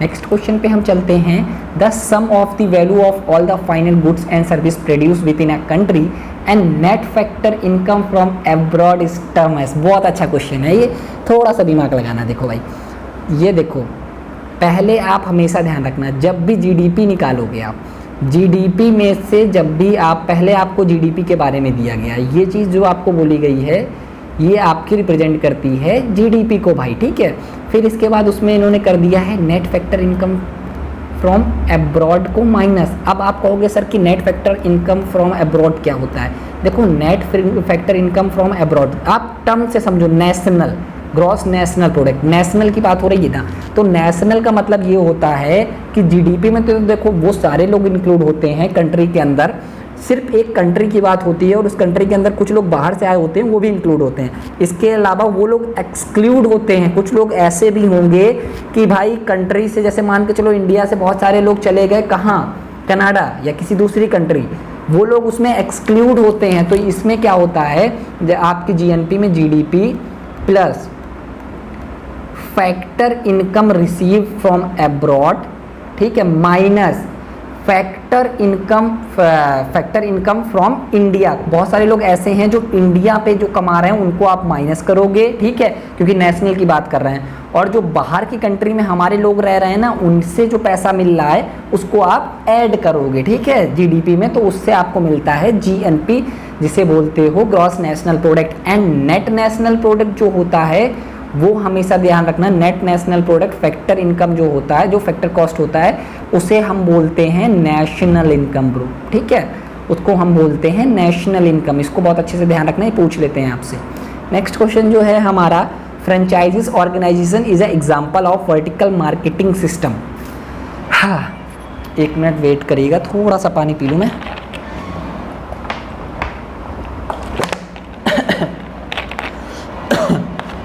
जो क्वेश्चन हमारा दिया गया है फ्रेंचाइजीज ऑर्गेनाइजेशन, देखो फ्रेंचाइजीज जो होता है वो भी आपका इंटरनेशनल मार्केट में एंट्री का एक मेथड होता है, ठीक है। तो उसमें बोला गया है ये आपका एग्जाम्पल होता है कॉन्ट्रैक्चुअल का, हमेशा ध्यान रखना है, ये कॉन्ट्रैक्ट की बात होती है, इसमें दो ऑर्गेनाइजेशन कॉन्ट्रैक्ट करती हैं, एक ऑर्गेनाइजेशन दूसरे ऑर्गेनाइजेशन से बोलती है कि भाई ऐसा है कि तुम हमारी टेक्नोलॉजी यूज़ कर सकते हो, तुम हमारा ब्रांड नेम यूज़ कर सकते हो अपने घर की कंट्रीज़ में, ठीक है, मतलब अपनी खुद की कंट्रीज़ में या दूसरी कंट्रीज़ में, इस तरीके से, जो कि आपकी बहुत सारी कंपनीज़ करती हैं, मैकडॉनल्ड्स करती है और भी कंपनीज़ हैं, ठीक है। नेक्स्ट क्वेश्चन पे चलते हैं। ये भी आपका जो क्वेश्चन है वो है बिजनेस इन्वायरमेंट का, लेकिन मैंने इसको इंक्लूड किया इसमें, और उसके इंक्लूड करने का रीज़न क्या है वो अभी आपको मैं बताता हूँ, ठीक है। तो देखो इसका जो करेक्ट आंसर है हॉरिजेंटल डाइवर्सिफिकेशन, ठीक है। मान के चलो हमें हॉरिजेंटल डाइवर्सिफिकेशन नहीं पता है भाई, लेकिन हमें भैया कॉन्ग्लोमेरेट तो पता चल गया है। देखो कॉन्ग्लोमेरेट का मतलब ये होता है डिफरेंट, हमेशा ध्यान रखना, कॉन्ग्लोमेरेट का मतलब डिफरेंट, कॉन्ग्लोमेरेट का मतलब डिफरेंट, इस तरीके से आप लोग रट लो इस चीज़ को, मैं तो बोलूँगा रट के रखो, ठीक है। कॉन्ग्लोमेरेट का मीन्स डिफरेंट, तो इसका मतलब है new product in new market, her cheese different market पे हम डिफरेंट प्रोडक्ट को लॉन्च करेंगे भाई साहब, ठीक है। तो आपको पता चल गया डी का फर्स्ट होगा भाई, डी का फर्स्ट होगा तो ये दोनों गए, अब भी कन्फ्यूजन है। फिर हम बात करते हैं कंसेंट्रिक में क्या होता है, सेम, ठीक है। कंसेंट्रिक का मतलब आई थिंक जो होता है कि थोड़ा सा सेम की बात होती है कंसेंट्रिक में, ठीक है। तो new product closely related to current product in new market, ठीक है। तो सेम की बात होगी यहाँ पे जब कंसेंट्रिक की बात होगी। कंसंट्रेट का मतलब एक सेम चीज़ पे आगे बढ़ना या थोड़ा बहुत चेंज करना, ठीक है। तो इसका फोर्थ हो गया भाई, अब आपको पता चल गया, ये भी चला गया, इसका करेक्ट आंसर ये हो गया। तो जो हॉरिजेंटल डाइवर्सिफिकेशन है उसका मतलब होगा आपका new product in current market, क्योंकि आप जो बढ़ रहे हो वो ऐसे बढ़ रहे हो, ठीक है। और वर्टिकल में जो बढ़ते हो आप ऐसे बढ़ते हो, ठीक है। हॉरिजेंटल का आपको पता चल गया, वर्टिकल में आप मूव फर्म्स, सप्लायर और कस्टमर बिजनेस। हाँ देखो वर्टिकल में आपका, मैंने आपको बताया है वर्टिकल हमारा दो टाइप्स का हो सकता है। जैसे मान के चलो एक कंपनी है मोबाइल बनाने की, हम बहुत अच्छा एग्जांपल दे रहे हैं, आपको कभी नहीं भूलेगा, सिर्फ आप लोग कंसंट्रेट करते रहो। एग्जांपल्स मैं बहुत देता हूँ, वो एग्जांपल से ही मैंने चीज़ें लर्न की हैं या रिमाइंड की हैं, ये मेरा कंसेप्ट रहा है शुरुआत से। मैं थ्योरी पे थोड़ा कम फोकस करने वाला बंदा हूँ। तो जो हमारा वर्टिकल होता है, इस पे मान के चलो एक मोबाइल कंपनी बना रही भाई कंपनी, ठीक है। तो वर्टिकल में क्या किया कि वो दो टाइप से बढ़ सकती है, अपवर्ड जा सकती है और डाउनवर्ड जा सकती है। जब वो अपवर्ड करेगी तो भाई वो मोबाइल कंपनी बना रही है, तो उसने क्या किया कि अभी वो जो डिस्ट्रीब्यूशन या सेलिंग का काम है वो दूसरे को दी हुई है, तो उसने क्या किया कि अब डिस्ट्रीब्यूशन और सेलिंग का काम भी करने लगी। ये एक आगे की तरफ जा रही है ना, डिस्ट्रीब्यूशन एंड सेलिंग का काम भी मोबाइल कंपनी ही करने लगी। मान के चलो जैसे एप्पल थी, एप्पल अब तक सिर्फ प्रोडक्ट को बना रही थी और डिस्ट्रीब्यूशन और जो सेलिंग का काम है वो दूसरी कंपनी कर रही थी। उसने बोला नहीं, अब हम इंटीग्रेशन करेंगे या डाइवर्सिफिकेशन करेंगे, अपने बिजनेस को बढ़ाएंगे, अब डिस्ट्रीब्यूशन और सेलिंग का काम भी हम ही करेंगे। तो ये आपका होता है अपवर्ड। फिर आप बात करोगे डाउनवर्ड। डाउनवर्ड का मतलब क्या होता है भाई, डाउनवर्ड का मतलब ये होता है मोबाइल बनाने के लिए आपको रॉ मटेरियल की ज़रूरत पड़ेगी, आपको WIP की ज़रूरत पड़ेगी। अब इन्होंने बोला कि एप्पल ने बोला कि ऐसा है कि भाई जो रॉ मटेरियल हम दूसरे जगह से खरीद रहे थे अब हम नहीं खरीदेंगे, अब उसको भी हम खुद बनाएंगे भाई, अब वो हम खुद बनाएंगे, ठीक है। तो उसको बोलते हो आप डाउनवर्ड। तो वही चीज़ बोली है मूव फ्रॉम सप्लायर्स और कस्टमर बिजनेस, ठीक है। कस्टमर बिजनेस का मतलब हो गया अपवर्ड और सप्लायर बिजनेस का मतलब हो गया डाउनवर्ड। इस तरीके से आप चीज़ों को समझोगे। वीडियो थोड़ा सा लंबा हो रहा है इसलिए जल्दी जल्दी थोड़ा सा बढ़ेंगे, अब क्वेश्चन बहुत हैं अभी, ठीक है। जहाँ समझना है वो मेरे से आप लोग कभी भी पूछ सकते हो, उसकी कोई दिक्कत नहीं है। चाहे आप लोग इंस्टाग्राम पे, टेलीग्राम पे पूछ लेना, चाहे आप लोग कमेंट करके यहीं पे भी पूछ लेना, उसकी कोई दिक्कत नहीं है, ठीक है। अब जो हमारा नेक्स्ट क्वेश्चन है वो भी बहुत सिंपल है। जहाँ पे भी ये टर्म यूज़ होता है उसको आप गुड्स बोलते हो, ठीक है। गुड्स मान लिया करो उसको, गुड्स और सर्विस, ठीक है। जब हम गुड्स एक्सपोर्ट की बात करेंगे तो उसका मतलब होता है सेल्स गुड्स फ्रॉम एब्रॉड, ठीक है। जैसे मान के चलो इंडिया एक्सपोर्ट कर रही तो इसका मतलब कर रहा है, ये मतलब हो रहा है कि इंडिया का जो कंपनी है वो फॉरेन में प्रोडक्ट को सेल कर रही है, ऑब्वियस सी बात है। इंपोर्ट का मतलब है हम परचेज कर रहे हैं फॉरेन फर्म से। तो फर्स्ट का सेकंड, सेकंड का फर्स्ट, फर्स्ट का सेकंड, सेकंड का फर्स्ट, ऐसा किसमें है भाई? अरे ये तो क्लियर ही था, शुरुआत से इतनी मेहनत करने की ज़रूरत ही नहीं थी, एक ही आंसर था। फिर हमारा इन्वेस्टमेंट इनकम, इनकम की बात कहाँ पे हो रही भाई? हाँ, एक क्वेश्चन है बहुत इम्पॉर्टेंट है कि ये मान के चलो हम बात करते हैं, एक आपका जो बंदा है वो इंडिया का बंदा है लेकिन वो फॉरेन में जाके काम कर रहा है, लेकिन जो उसकी फैमिली है वो इंडिया में ही रह रही है, ठीक है। तो वो पैसे जब भेजेगा इंडिया में अपनी फैमिली के लिए, उस टर्म को हम लोग क्या बोलते हैं, उसका आंसर मुझे आप लोग देना। बहुत इंपॉर्टेंट टर्म है और बहुत मज़ेदार टर्म है, 90% लोगों को नहीं पता होता है, या तो आप सर्च करना, वो अच्छा टर्म है। फिर हम बात करते हैं बैलेंस ऑफ पेमेंट डिफिशिएट। तो भाई जब बैलेंस ऑफ पेमेंट डिफिशिएट की बात होती है तो हमें पता है कि जो हमारा इंपोर्ट है वो ज़्यादा होगा एक्सपोर्ट से, तभी तो हमारा बैलेंस ऑफ पेमेंट का डिफिशिएट बनेगा, ठीक है। तो हमारा जो करेक्ट आंसर होगा वो ये हो जाएगा। नेक्स्ट क्वेश्चन पे चलते हैं। The member country of WTO have move to protect patent regime. देखो WTO में मैंने आपको बताया था कि बहुत सारी चीज़ें इंक्लूड हुई थी। पहले सिर्फ गैट था, फिर गैट्स आया, फिर trade related to investment measure भी इंक्लूड हुआ, trade related to intellectual property rights include हुआ, जो कि आपका रेगुलेट करता है पेटेंट को एंड कॉपीराइट्स को, ठीक है। और भी बहुत टर्म्स होते हैं जिन्हें वो रेगुलेट करता है। तो पेटेंट की बात हो रही है आपसे, सिर्फ आपको थोड़ा थोड़ा चीज़ें पता होंगी तो भी निकल आएगा। देखो आपको अगर ये भी पता हो ना कि इसका फुल फॉर्म क्या होता है, trade related to intellectual property right, तो आपको जो इंटेलेक्चुअल प्रॉपर्टीज़ जो होती हैं वो इंटेंजिबल प्रॉपर्टीज़ होती हैं, और इंटेंजिबल प्रॉपर्टीज़ जो होती हैं वो हमारी होती हैं पेटेंट्स और कॉपीराइट्स, ठीक है। ऐसी चीज़ों को आपको लर्न करना है। एंड वीडियो को लाइक करो फटाफट जिन्होंने अभी लाइक नहीं किया। फिर नेक्स्ट क्वेश्चन पे हम चलते हैं। 32 नंबर क्वेश्चन जो है बहुत इंपॉर्टेंट क्वेश्चन है और बहुत अच्छा क्वेश्चन है। तो जो क्वेश्चन है हमारा, conditions impose by government in respect to foreign investment, ठीक है। इसको आप क्या बोलते हो, इसको आप हमेशा बोलते हो क्या, ट्रिम्स। कि जो इन्वेस्टमेंट की बात करेंगे, जब हम FDI की बात करेंगे एंड FI की बात करेंगे, उसके जो रूल्स बनाता है वो होता है trade related to intellectual investment measure, trade related to investment measure, ठीक है, जो कि आपके बनाता है FDI एंड FII के रूल्स, ठीक है। WTO का एक इम्पॉर्टेंट पार्ट होता है। फिर हमारा आपको पता चल गया ना, फर्स्ट का थर्ड है, तो फर्स्ट का थर्ड आपका किस में हो सकता है, 32 का जो आपका आंसर होगा वो क्या हो सकता है, अब आपको पता चल गया। इंफॉर्मेशन विथ कॉमर्शियल वैल्यू, वो हमेशा हमारा होता है intellectual property right. Monopoly right granted by law, इसे कहते हैं हम लोग पेटेंट। सिर्फ आप ही यूज कर सकते हो उस टेक्नोलॉजी को, अगर दूसरे लोगों को टेक्नोलॉजी यूज करनी है तो उसके लिए उसको फीस देनी पड़ती है पेटेंट की, ठीक है। तो करेक्ट आंसर ये हो गया। नेक्स्ट क्वेश्चन जो है बहुत सिंपल सा है और बहुत अच्छा क्वेश्चन है, इसको भी आप लोग इजीली कर लोगे।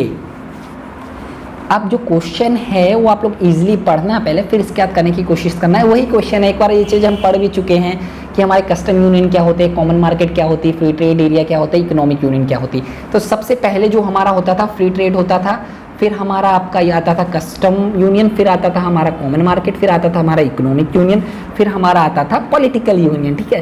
तो इकोनॉमिक यूनियन हमें थोड़ा थोड़ा सा याद था, क्योंकि हमें भाई इतना पता था कि इसमें मॉनेटरी पॉलिसी और फिजिकल पॉलिसी की कहीं ना कहीं बात होती है। तो देखो भाई कहीं टर्म इंक्लूड है मॉनेटरी पॉलिसी और ऐसा कोई टर्म, हाँ ये इंक्लूड तो है मॉनेटरी पॉलिसी, ठीक है। तो आपको पता चल गया, फोर्थ का फोर्थ होगा भाई, ये गए। अब हम शुरुआत से देखते हैं कि जो हमारा फ्री ट्रेड एरिया था, यहाँ पे क्या होता था कि जो टैरिफ था दो कंट्रीज़ के बीच वो नहीं होता था, लेकिन जो एक्सटर्नल कंट्रीज़ हैं उनके लिए अपना डिफरेंट टैरिफ होता था, ठीक है। तो फर्स्ट का आपको पता चल गया भाई, किसमें, countries which follow the unified informal tariff, मतलब अपना खुद के लिए कोई टैरिफ नहीं, बट जो दूसरी कंट्रीज़ हैं, जैसे दो कंट्री हैं A और B, इन्हें कंट्री या इंडिया या ऑस्ट्रेलिया, इन दोनों ने किया और करने के बाद बोला कि हम दोनों आपस में कोई भी जो टैरिफ है नहीं रखेंगे, फ्रीली कोई टैक्स वैक्स नहीं है, आपको जो बेचना हो हमारे यहाँ बेचो, हमें जो बेचना होगा आपके यहाँ बेचेंगे, लेकिन हमारी जो खुद की होंगी उस पर आपका इंटरफेयर नहीं होगा भाई। हम चाइना के साथ क्या रख रहे हैं, हम किसी दूसरी कंट्रीज़ के साथ क्या रख रहे हैं, उस पर आपका इंटरफेयर नहीं होगा। तो फर्स्ट का थर्ड हो गया, ठीक है भाई। तो फर्स्ट का थर्ड अभी भी आप नहीं बता सकते कौन सा सही है, क्योंकि दोनों हैं। फिर देखो इसके बाद हमारा क्या होता था custom union, countries which follow a uniform internal and external tariff. भाई अब इसमें आपको पता चल गया ना, यूनिफाइड मतलब सेम, यूनिफाइड का मतलब हो गया सेम फॉलो करते हैं। वो किस में फॉलो करते थे, वो फॉलो करते थे कस्टम यूनियंस पे, ठीक है। तो हमारा जो सेकंड का फर्स्ट, फिर country which follow uniform internal and external and allow free movement of factor of production. जो फैक्टर ऑफ प्रोडक्शन एक कंट्री से दूसरी कंट्रीज भी जा सकता है, उसे हम बोलते थे कॉमन मार्केट डियर, ठीक है। ये थोड़ा सा आपके लिए डिफिकल्ट होगा अंडरस्टैंड, बट लेकिन चीज़ें समझ आ जाएंगी धीमे धीमे, आप लोग थोड़ा सा पढ़ते रहो तो करेक्ट आंसर ये हो जाएगा इजीली। नेक्स्ट क्वेश्चन जो है हमारा बहुत सिंपल सा है यार, ये चीज़ हम आपको बता भी चुके हैं। एब्सोल्यूट एडवांटेज के बारे में हमने बताया था कि एक कंट्री जो है वो ज़्यादा कम प्राइस में एज़ कम्पेयर टू दूसरी कंट्री कम प्राइस में बना रही है और मोर इफिशेंटली बना रही है। तो किस में दिया गया है, ability to of a country to produce a good more efficiently, ठीक है। तो ए का भाई सेकेंड हो गया, भाई ए का सेकेंड हो गया, तो ये दोनों गए। बैलेंस ऑफ ट्रेड के बारे में मैंने आपको बताया था, सिर्फ आपके गुड्स के चीज़ इंक्लूड करते थे, ठीक है, और चीज़ें नहीं इंक्लूड करता था ये, ठीक है। तो ऐसे आपको चीज़ें धीमे धीमे पता चल जाएंगी। तो देखो मर्चेंटाइज में जब भी यूज़ होगा टर्म, वो सिर्फ आपके गुड्स के लिए यूज़ होता है, हमेशा ध्यान रखना। अभी मैंने धोखे से मैं भी सर्विस बोल दिया था, लेकिन वो हमेशा गुड्स के लिए यूज़ होता है पीछे, ठीक है। वो हमेशा गुड्स के लिए यूज़ होगा, सर्विस के लिए नहीं। तो इसका बैलेंस ऑफ ट्रेड में मैंने आपको गुड्स के बारे में बताया था, तो ये आपका हो गया। अब बी का 4 भाई ये भी गया, तो करेक्ट आंसर ये हो गया। स्टैटिक इक्विलिब्रियम, स्टैटिक इक्विलिब्रियम में ये जाएगा। और आपका सिकुलर, अब सिकुलर क्या मतलब क्या होता है, ये जो आपने पढ़ा होगा टर्म, ये पढ़ा होगा आपने टाइम सीरीज़ पे। जब आपने टाइम सीरीज़ पढ़ी होगी तो दो कंपोनेंट पढ़े होंगे, पहले आपके लॉन्ग टर्म होते हैं, दूसरे शॉर्ट टर्म होते हैं। जो आपका लॉन्ग टर्म होता है जिसे हम बोलते हैं सेकुलर और अनरेगुलर, दो टाइप्स के होते हैं, तो वो होते हैं आपके लॉन्ग टर्म फिनोमिना। ऐसे चीज़ें आपको करनी है। देखो ऐसा नहीं है कि आप एक सब्जेक्ट पढ़ते रहे, एक सब्जेक्ट अभी अच्छे हो तो सब काम चल जाएगा। यहाँ पे आपको सारे सब्जेक्ट्स में अच्छे होना चाहिए, क्योंकि काफ़ी सारे क्वेश्चन आपके मिक्स पूछे जाते हैं। देखो इसमें आपका स्टैट्स का क्वेश्चन पूछ लिया गया, तो ऐसी चीज़ें होती हैं। नेक्स्ट क्वेश्चन बहुत सिंपल सा है और बहुत अच्छा है। Which one is not an objective of IMF। IMF का मतलब जो है इंटरनेशनल मॉनेटरी फंड है, ठीक है। ये चीज़ मैंने आपको बताई। तो IMF का कौन सा ऐसा जो है कि जो उसका फीचर नहीं है या ऑब्जेक्टिव नहीं है, वो चीज़ आपसे पूछी गई है। To promote international monetary corporation बिल्कुल होता है। To finance productive efforts according to peace time measurement बिल्कुल सही। To ensure exchange rate stability, ये बहुत इंपॉर्टेंट है भाई, ये सबसे इम्पोर्टेंट इसका ऑब्जेक्टिव है। जिसमें जब हमारा LPG पॉलिसी आई थी तो हम लोग बहुत ज़्यादा एक्सचेंज रेट पे दिक्कत कर रहे थे 1991 में, तो इसने हमें हेल्प की थी IMF ने, तभी हमारी कंट्रीज़ आज थोड़ा सा अच्छा कर रही है। और ये जो पॉलिसी थी आपकी LPG पॉलिसी, इसको बनाया था आपके डॉक्टर मनमोहन सिंह ने, ठीक है, जो कि हमारे उस समय थे फाइनेंस मिनिस्टर, ठीक है। तो ये तो होगा, ये नहीं होगा। तो इंश्योर बैलेंस इंटरनेशनल ट्रेड, ये आपका होता है WTO का, ठीक है, या जो GATT है जो ट्रेड के लिए रूल्स बनाती है। नेक्स्ट क्वेश्चन चलते हैं। ब्रिक्स, बहुत सिंपल सा क्वेश्चन है और एक क्वेश्चन भी आया हुआ है, तो सिंपल सा आपका ब्रिक्स का फुल फॉर्म पूछा गया है, तो उसका जो फुल फॉर्म होता है Brazil, Russia, India, China and south Africa होता है, ठीक है। तो आपको क्या करना है, जितने भी आपके BRICS, SAARC, naphtha, साफ्ता, European union, ये जितने हैं ना, इनकी लैंग्वेज जरूर देख लेना एक बार यार, क्योंकि लैंग्वेज से क्वेश्चन पूछ लेते हैं। इनकी लैंग्वेज आप देख लो, लैंग्वेज देखने के बाद आप क्या करो, एक बार आप इनके जो मेंबर कंट्री हैं उन्हें देख लो, और इसके अलावा ये चीज़ देख लो कि ये आपकी कस्टम ट्रेड है या कस्टम यूनियन है या फ्री ट्रेड जोन है या आपका पॉलिटिकल यूनियन है, ये चीज़ें भी देख लेना, इनसे भी क्वेश्चन आपसे पूछ लिए जाते हैं, ठीक है। अब नेक्स्ट क्वेश्चन पे चलते हैं। Which of the following theory says the exporter was gold and the income to import was bad as discuss, ठीक है। तो ये भी बहुत सिंपल सी थ्योरी है आपकी। तो जो हमारी मर्चेंटलाइज थ्योरी थी, जिसे एडम स्मिथ जी ने दिया था हमारे, तो उन्होंने क्या बोला था कि भाई जो हमारा गोल्ड और है ना, ये हमारे लिए बहुत इंपॉर्टेंट है, ये हमारी वेल्थ को बताता है, ठीक है। इसके अलावा इन्होंने बोला था कि हमें इंपोर्ट को कम करना है और एक्सपोर्ट को बढ़ाना है, जिससे हमारे पास ज़्यादा गोल्ड आ सके, ठीक है। ये चीज़ इन्होंने बोली थी, ये सबसे पहली थ्योरी थी इंटरनेशनल ट्रेड की। नेक्स्ट क्वेश्चन पे हम आते हैं, balance of trade, balance of payment, capital account, ठीक है। तो देखो कुछ चीज़ों से ही आपकी चीज़ें क्लियर हो जाती हैं। आपको पता है बैलेंस ऑफ ट्रेड क्या होता है भाई, बैलेंस ऑफ ट्रेड में सिर्फ हम गुड्स को ही लेते थे, ठीक है, गुड्स को ही लेते थे और किसी चीज़ को नहीं लेते थे। तो देखो भाई कहाँ पे है आपका ये, तो हम देखते हैं जो हमारा बनेगा बैलेंस ऑफ ट्रेड, जो हमारा सिर्फ गुड्स का हो, value of export and import a country, ठीक है, value of import and export, obvious सी बात है, ये आपका बन गया। तो आपका ये बन गया, ये सारे हट गए, इजीली आपने कर दिया, आपको इतनी ज़्यादा मेहनत करने की ज़रूरत नहीं पड़ी। मान के चलो आपको बैलेंस ऑफ ट्रेड नहीं पता था, करंट अकाउंट पता था भाई, करंट अकाउंट तो पता था। करंट अकाउंट में हम क्या क्या लेते थे भाई, करंट अकाउंट में हम लेते थे गुड्स और सर्विस दोनों, import and export of goods and service and unilateral transfer भी लेते थे हम, तो वो हमारा होता था करंट अकाउंट ईयर, ठीक है। ऐसे पढ़ना है आपको। बैलेंस ऑफ पेमेंट क्या था कि उसमें क्या था कि भाई हम करंट अकाउंट का जो आपका गुड्स और सर्विस यूनिलेटरल, इसके अलावा जो आपका कैपिटल अकाउंट होता था उसको भी कंसीडर करते थे, ठीक है। जो बनेगा ऑल इकोनॉमिक ट्रांजैक्शन, ऑल जितने भी इकोनॉमिक ट्रांजैक्शन होंगे सब इंक्लूड होते थे बैलेंस ऑफ पेमेंट पे। कैपिटल अकाउंट हमारा जो होता था वो रिलेटेड टू होता था transaction leading to change in the financial asset and liability of country, हमारी कंट्रीज़ में कहाँ से पैसा आ रहा है, हम कितना लोन ले रहे हैं, हम किसको लोन दे रहे हैं, ये सारी चीज़ें इंक्लूड होती हैं आपके कैपिटल अकाउंट में। तो ये चीज़ें आप कभी नहीं भूलोगे। बैलेंस ऑफ ट्रेड आपका गुड्स का केस होता है, बैलेंस ऑफ पेमेंट में आपके गुड्स सर्विस सारी चीज़ें इंक्लूड होती हैं, ठीक है। करंट अकाउंट में सिर्फ आपका गुड्स और सर्विस और यूनिलिटरल ट्रांसफर इंक्लूड होता है। कैपिटल अकाउंट में आपका जो इंक्लूड होता है financial asset and liability include होती है। नेक्स्ट क्वेश्चन पे चलते हैं। Which one is called the Britain would twins. देखो ब्रिटेन वुड क्या था, कॉन्फ्रेंस थी एक, ये जो हुई थी वो आपकी सेकेंड वर्ल्ड वॉर के बाद हुआ था, क्योंकि कंट्री बहुत ज़्यादा डिस्ट्रॉय हो गई थी। जब सेकेंड वर्ल्ड वॉर ख़त्म हुआ तो हम लोगों ने डिसाइड किया, एक कॉन्फ्रेंस अटेंड हुई थी, उसमें बोला गया था कि हम 2 ऑर्गेनाइजेशंस बनाएंगे जो जितना भी इफ़ेक्ट हुआ है, जो भी हार्म हुआ है उसको ख़त्म करने के लिए। जो 2 ऑर्गेनाइजेशन बनी थी वो हमारी थी IMF, जिसे हम बोलते हैं international monetary fund, IBRD international bank for reconstruction and development, ठीक है, जिसे बाद में WTO नहीं बोला गया, सॉरी वर्ल्ड बैंक भी बोला गया, जिसे वर्ल्ड बैंक भी बोला गया, ठीक है डियर। नेक्स्ट क्वेश्चन पे चलते हैं। ये बहुत इंपॉर्टेंट क्वेश्चन है, इस क्वेश्चन को बहुत अच्छे से प्रिपेयर करना।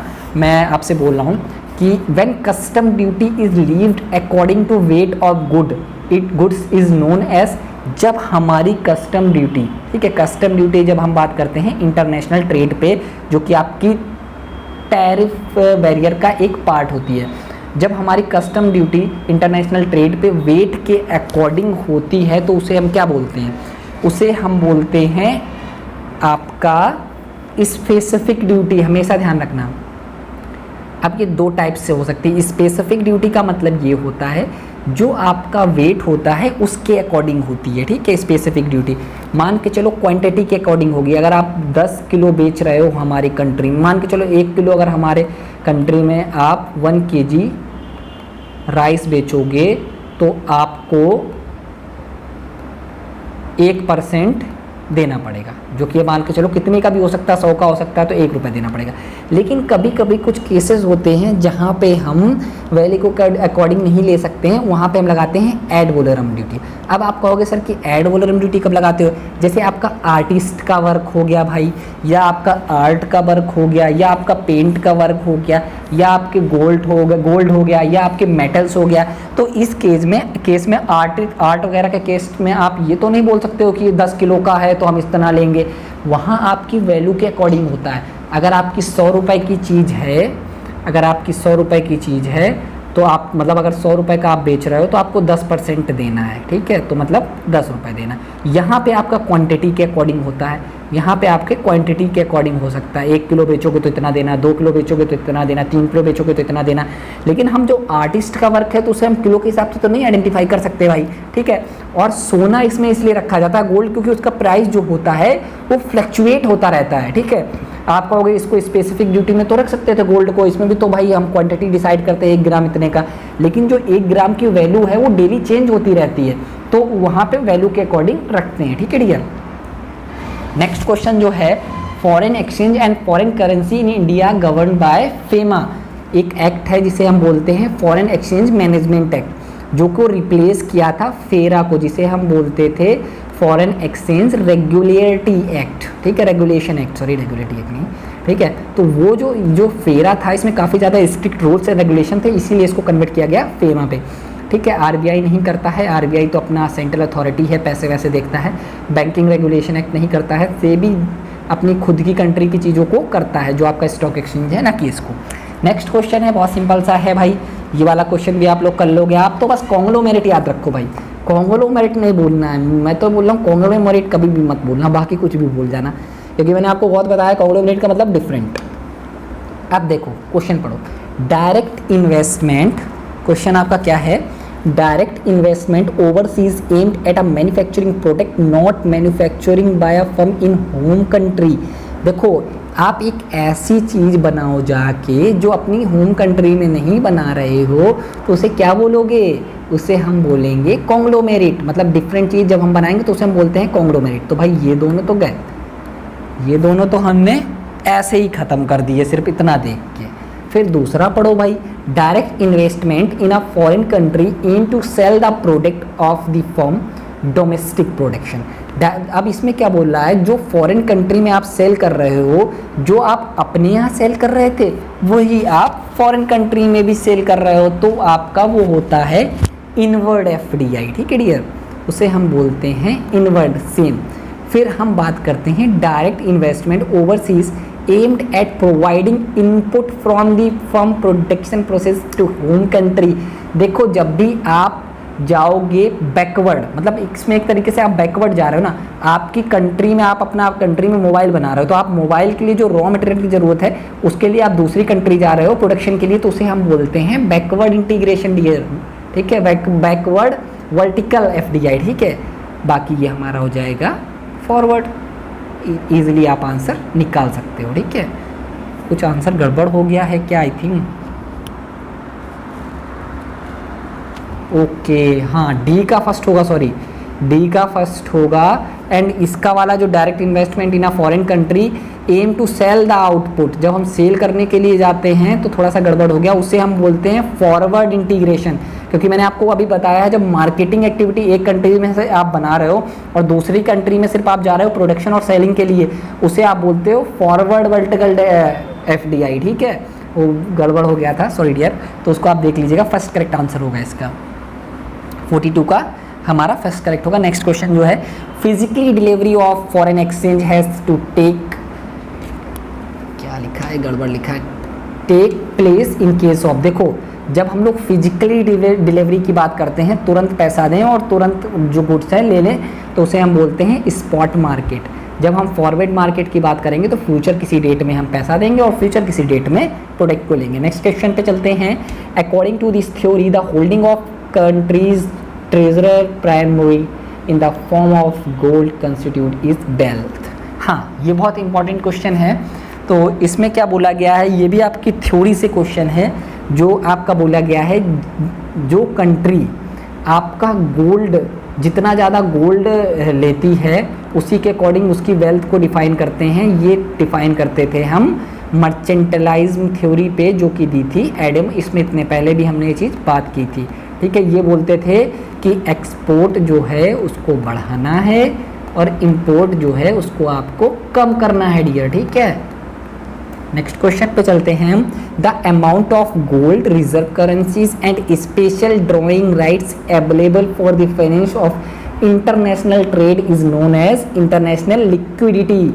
ये जितने भी मैंने आपको टर्म बोले ये इंटरनेशनल लिक्विडिटी को प्रेजेंट करते हैं। एसडीआर जो है ये आपका आईएमएफ का बहुत इंपॉर्टेंट टर्म है, ये कोटा के अकॉर्डिंग होता है, जो कि बहुत लिक्विड एसेट होता है, ठीक है। तो ये हमारा होता है इंटरनेशनल लिक्विडिटी का पार्ट। फिर हमारा नेक्स्ट क्वेश्चन जो है, capitalistic, communist and mixed are the type of economic system. ये भी हमने पढ़ा हुआ है कई बार। जो कम्युनिस्ट है इसको आप कभी कभी सोशलिज्म में भी बोलते हो। कैपिटलिज्म में क्या होता है, जितने भी फैक्टर ऑफ प्रोडक्शन होते हैं वो आपके प्राइवेट के पास होते हैं, प्राइवेट कंट्रोल कर रहा होता है। सोशलिज्म में क्या होता है, सारा गवर्नमेंट कंट्रोल कर रहा होता है। मिक्स्ड में दोनों होते हैं, जो हमारी इंडिया है। अब बात करते हैं ग्लोबलाइजेशन की। देखो हमारी एक पॉलिसी थी एलपीजी, जो कि 1991 में आई थी, जिसका फुल फॉर्म होता है लिबरलाइजेशन, प्राइवेटाइजेशन, ग्लोबलाइजेशन। ठीक है, तो ग्लोबलाइजेशन का मतलब ये होता है, जब पहले क्या था कि सारी कंट्रीज जो थी वो ऐसी थी, ठीक है, ऐसी थी, कोई किसी से बात नहीं करता था, सब अपने अपने में मतलब रखते थे, ठीक है। लेकिन जब अब इतना कम्युनिकेशन हो गया है, इतनी चीज़ें हो गई हैं और कंपनीज भी दूसरी जगह नहीं जाती थी, अब जो सिस्टम हो गया है वो कुछ ऐसा हो गया है, सब एक दूसरे से कनेक्टेड है, जितनी भी कंट्री हैं वो एक दूसरे से कनेक्टेड हैं, ठीक है। तो इसको आप बोलते हो ग्लोबलाइजेशन, ठीक है, कोई भी कहीं पे भी जा सकता है, ये सारी चीज़ें अब हो गई हैं, ठीक है। तो इसका मतलब होता है अ मोर इंटीग्रेटेड एंड इंटरडिपेंडेंट वर्ल्ड, ठीक है, सब एक दूसरे पे कहीं ना कहीं डिपेंडेंट हैं अब इस समय। This is only legal agreement and is not an institution, but अब ये चीज़ मैंने आपको बताई थी, जो हमारा गैट था वो सिर्फ आपका लीगल एग्रीमेंट था पहले, लेकिन अब जो है वो परमानेंट इंस्टीट्यूशन है। नेक्स्ट क्वेश्चन जो है हमारा, in which of the following modes of entry does the domestic manufacturer give the right to use intellectual property such as patent, trademark to a manufacturer in a foreign country for a fee, not sorry free नहीं, for a fee, ठीक है। इसको आप बोलते हो licensing. Contract manufacturing मैंने आपको पहले बताया है, वो हो नहीं सकता। जॉइंट वेंचर का मतलब होता है दो कंपनी, एक फॉरेन की कंपनी और एक मान के चलो आपकी एक होम कंट्री की कंपनी, एक होस्ट कंट्री की कंपनी आपस में मिलते हैं, तो उसको आप बोलते हो जॉइंट वेंचर। और जॉइंट वेंचर का जो आपका एडवांटेज होता है सिनर्जी। अब आप कहोगे सर सिनर्जी क्या होता है, उसमें होता है 1+1 जो होता है वो 3 के बराबर होता है, 2 के बराबर नहीं होता है, ये हम लोग मानते हैं। नेक्स्ट क्वेश्चन जो है, outsourcing a part of or entire production and concentrate on marketing operation in international business is known as contract manufacturing. इसका एग्जांपल भी मैंने आपको शुरुआत में दिया था और ये टर्म भी बताया था, ठीक है। Which one of the following modes of entry require higher level of risk. सबसे ज़्यादा रिस्क किस में होता है, जल्दी से बताओ आप। देखो लाइसेंसिंग में रिस्क थोड़ा सा कम होता है, फ्रेंचाइजीज में भी रिस्क जो है आपका कम होता है, जॉइंट वेंचर में, जॉइंट मैन्युफैक्चरिंग में भी एक तरीके से कॉन्ट्रैक्ट होता है इसलिए रिस्क कम होता है। लेकिन जॉइंट वेंचर में कंपनी वहाँ जाती हैं दूसरे कंट्रीज़ में, ठीक है, तब अपना जो प्रोडक्शन है या जो मिल के काम करती हैं तो वहाँ पे रिस्क सबसे ज़्यादा होता है, ठीक है ना, ये आपका राइट होगा। Which one of the following is not amongst Indian major export item. देखो टेक्सटाइल गारमेंट्स हम लोग एक्सपोर्ट करते हैं, एक्सपोर्ट का मतलब अपने यहाँ से दूसरे कंट्रीज़ में बेचना। जेम्स एंड ज्वेलरी भी करते हैं, लेकिन ऑयल और पेट्रोलियम प्रोडक्ट होते हैं वो हम इंपोर्ट करते हैं, हम एक्सपोर्ट नहीं करते हैं, तो हमारा करेक्ट आंसर ये हो जाएगा। बासमती राइस भी हम इंपोर्ट करते हैं, ठीक है। General agreement on trade in service which not be applicable to. देखो जहाँ पे सर्विस की बात कर रहे हैं ना, पहले आपका सिर्फ गैट था जिसमें हम लोग गुड्स की बात करते थे, ठीक है, जिसमें हम लोग गुड्स की बात करते थे। तो इनमें से सारी चीज़ें देखो, यहाँ पे भी सर्विस यूज़ है, यहाँ पे भी कहीं ना कहीं सर्विस यूज़ हो रही है, यहाँ पे भी यूज़ हो रही, लेकिन ये जो है ट्रांजैक्शन ऑफ गुड्स, ये सर्विस का पार्ट नहीं होता भाई, ये आपका पार्ट होता है गैट का, general agreement on trade and tariff, ना कि आपका general agreement on trade and service, ठीक है। तो ये करेक्ट आंसर हो जाएगा। नेक्स्ट क्वेश्चन जो है बहुत सिंपल सा क्वेश्चन है और बहुत अच्छा क्वेश्चन है। Power distance index PDI of 77 compared to a world average of 56.5 for India indicates high level of inequality of power and wealth within the society। इसका मतलब होता है आपका डिफरेंस बिटवीन हैव और हैव नॉट। इसका मतलब ये होता है गरीब और गरीब होता जा रहा है और जो अमीर है वो और अमीर होता जा रहा है। इंडिया के डेवलपमेंट के लिए अगर इंडिया को डेवलप बनना है तो इस चीज़ को आपको ख़त्म करना पड़ेगा। जो पावर है, कुछ लोगों के पास बहुत ज़्यादा पावर है और कुछ लोग बिल्कुल गरीब हैं बेचारे। ये जो इनइक्वालिटी है, इन्हें जब तक हम नहीं ख़त्म करेंगे तब तक हमारी इंडिया जो है कभी भी डेवलपिंग से जो है डेवलप की ओर नहीं बढ़ पाएगी। ये बहुत इंपॉर्टेंट फैक्टर है, ठीक है। नेक्स्ट क्वेश्चन की तरफ चलते हैं। An attribute that does not contribute to Porter diamond model. ये भी आपका एक पार्ट होता है, किसका, जो पार्ट होता है इंटरनेशनल थ्योरी का पार्ट है। तो इसमें बोला गया है पॉटर की जो मॉडल था, कौन सा इसमें पार्ट नहीं, गवर्नमेंट होती थी भाई, ऑर्गेनाइज ट्रेड यूनियन, ऐसा तो कुछ नहीं सुना था। फैक्टर कंडीशंस भी होती थी, डिमांड कंडीशंस भी होती थी। ये बनता था कुछ ऐसे, डियर आप लोगों को फिगर भी याद होगा, ऐसे करके ये एंड ये एंड ये, ठीक है, ऐसे करके हम लोग बनाते थे इसको, बहुत सारे लोगों को ये याद होगा। And then and then and then, और जो 4 फैक्टर होते थे हमारे होते थे government, factor condition, demand condition, firm strategy and structure and, ठीक है। तो जो हमारा नहीं होता था वो ये वाला नहीं होता था, ठीक है। नेक्स्ट क्वेश्चन जो है, which is the right sequence of stage of internationalisation. अब इसमें आपसे पूछा गया है कौन सा ऐसा राइट स्टेज है जो इंटरनेशनलाइजेशन का है, ठीक है। तो वो है हमारा, सबसे पहले कोई कंपनी भाई डोमेस्टिक में अच्छा करेगी, फिर वो इंटरनेशनली अच्छा करेगी, फिर वो मल्टीनेशनल अच्छा करेगी, फिर ग्लोबल, देन ट्रांसनेशनल, ठीक है। ये हमारा प्रोसेस होता है, इसको हम डिस्क्राइब करते हैं, लेकिन हमारे पास टाइम जो है थोड़ा सा कम है क्योंकि काफ़ी लंबा वीडियो हो चुका है ऑलरेडी, इसलिए इसको हम थोड़ा कम डिस्क्राइब कर रहे हैं। जिसको पूछना हो पूछ सकता है मेरे से बाद में। Which of the following theory suggest that firm seek to penetrate new market over time. ये बहुत इंपॉर्टेंट है, यह आपका मार्केटिंग का कंसेप्ट है। होता क्या है, प्रोडक्ट लाइफ साइकिल आपने पढ़ी होगी, तो introduction, growth, maturity and decline, जैसे जैसे आपके फेज चेंज होते रहते हैं वैसे वैसे कंपनी को क्या करना चाहिए, दूसरे मार्केट पे इंटर करना चाहिए, जो कि ज़्यादातर कंपनी करती भी हैं। आपने देखा होगा एप्पल का जब आईफोन आता है तो सबसे पहले यूएसए में लॉन्च होता है, फिर देन उसके बाद वो आपका दूसरी कंट्रीज़ में लॉन्च होता है, यूएस जो थोड़ा डेवलप होती हैं, फिर इसके बाद चाइना, इंडिया जैसे हुई, फिर जो इससे कम होती हैं, ऐसे इस तरीके से चीज़ें चलती हैं। तो हमारा प्रोडक्ट लाइफ साइकिल हो जाएगा। डंपिंग, ये बहुत इंपॉर्टेंट है भाई। डंपिंग का मतलब ये होता है कि कोई कंट्री क्या करती है कि sale of goods abroad at a low price below their cost and price in home country. मान के चलो ये चाइना बहुत करता है भाई, चाइना और इंडिया है। चाइना एक मोबाइल फ़ोन को खुद बेच रहा है 100 रुपये में, ठीक है, और इंडिया में आने के बाद वही मोबाइल फ़ोन वो 90 रुपये का बेचता है भाई। और इवन कम से कम उसका कभी कभी तो जो कॉस्ट ऑफ प्रोडक्शन है वो मान के चलो 100 रुपये है, उससे भी कम में बेच देता है इंडिया में। ऐसा इसलिए करता है इंडिया को मार्केट को कैप्चर करने के लिए, और इस चीज़ से निपटने के लिए एक टैरिफ बैरियर होता है जिसे हम बोलते हैं एंटी डंपिंग ड्यूटी, जो कि गवर्नमेंट लगाती है। इंडिया की गवर्नमेंट क्या बोलती है कि ऐसा है भाई, ऐसा तुम नहीं कर सकते हो, जिससे क्या होगा कि हमारे जो खुद की कंपनियां हैं वो तो भाई बहुत ज़्यादा इफेक्ट करेंगी उससे। तो यहाँ पे एक टैक्स लगा देती है 10 रुपये का, ठीक है, आओ अब 100 रुपये में ही आप इंडिया में भी बेचोगे। तो इस तरीके से कंपनी करती हैं, इस तरीके से कंट्रीज़ करती हैं। नेक्स्ट क्वेश्चन जो है, the following statement with respect to currency option is wrong. देखो करेंसी ऑप्शन के बारे में कौन सा स्टेटमेंट जो है रॉन्ग है ये बताना है आपको, ठीक है। Foreign currency rupee option is available in India, बिल्कुल सही चीज़ बोली है। And American option can be executed on any day during its currency, बिल्कुल सही बात है। देखो 2 टाइप्स की होती हैं, अमेरिकन होती है और यूरोपियन होती है, उन्हें अच्छे से पढ़ना। Put option gives the buyer, हाँ पुट जो ऑप्शन होता है हम बायर को देते हैं, और जो हमारा दूसरा कॉल ऑप्शन होता है वो हम सेलर को देते हैं। Call option will be used by exporter, नहीं ऐसा तो नहीं होता। कॉल ऑप्शन जो होता है वो सेलर यूज करता है डियर, ठीक है। तो हमारा जो करेक्ट आंसर हो गया ये हो गया। Government policy about export and import is called physical policy. देखो हमें टर्म पता होना चाहिए। फिजिकल पॉलिसी हमारा क्या होता है, गवर्नमेंट एक्सपेंडिचर एंड इनकम, जो कि हमारा टैक्स से रिलेटेड होता है डियर, ठीक है।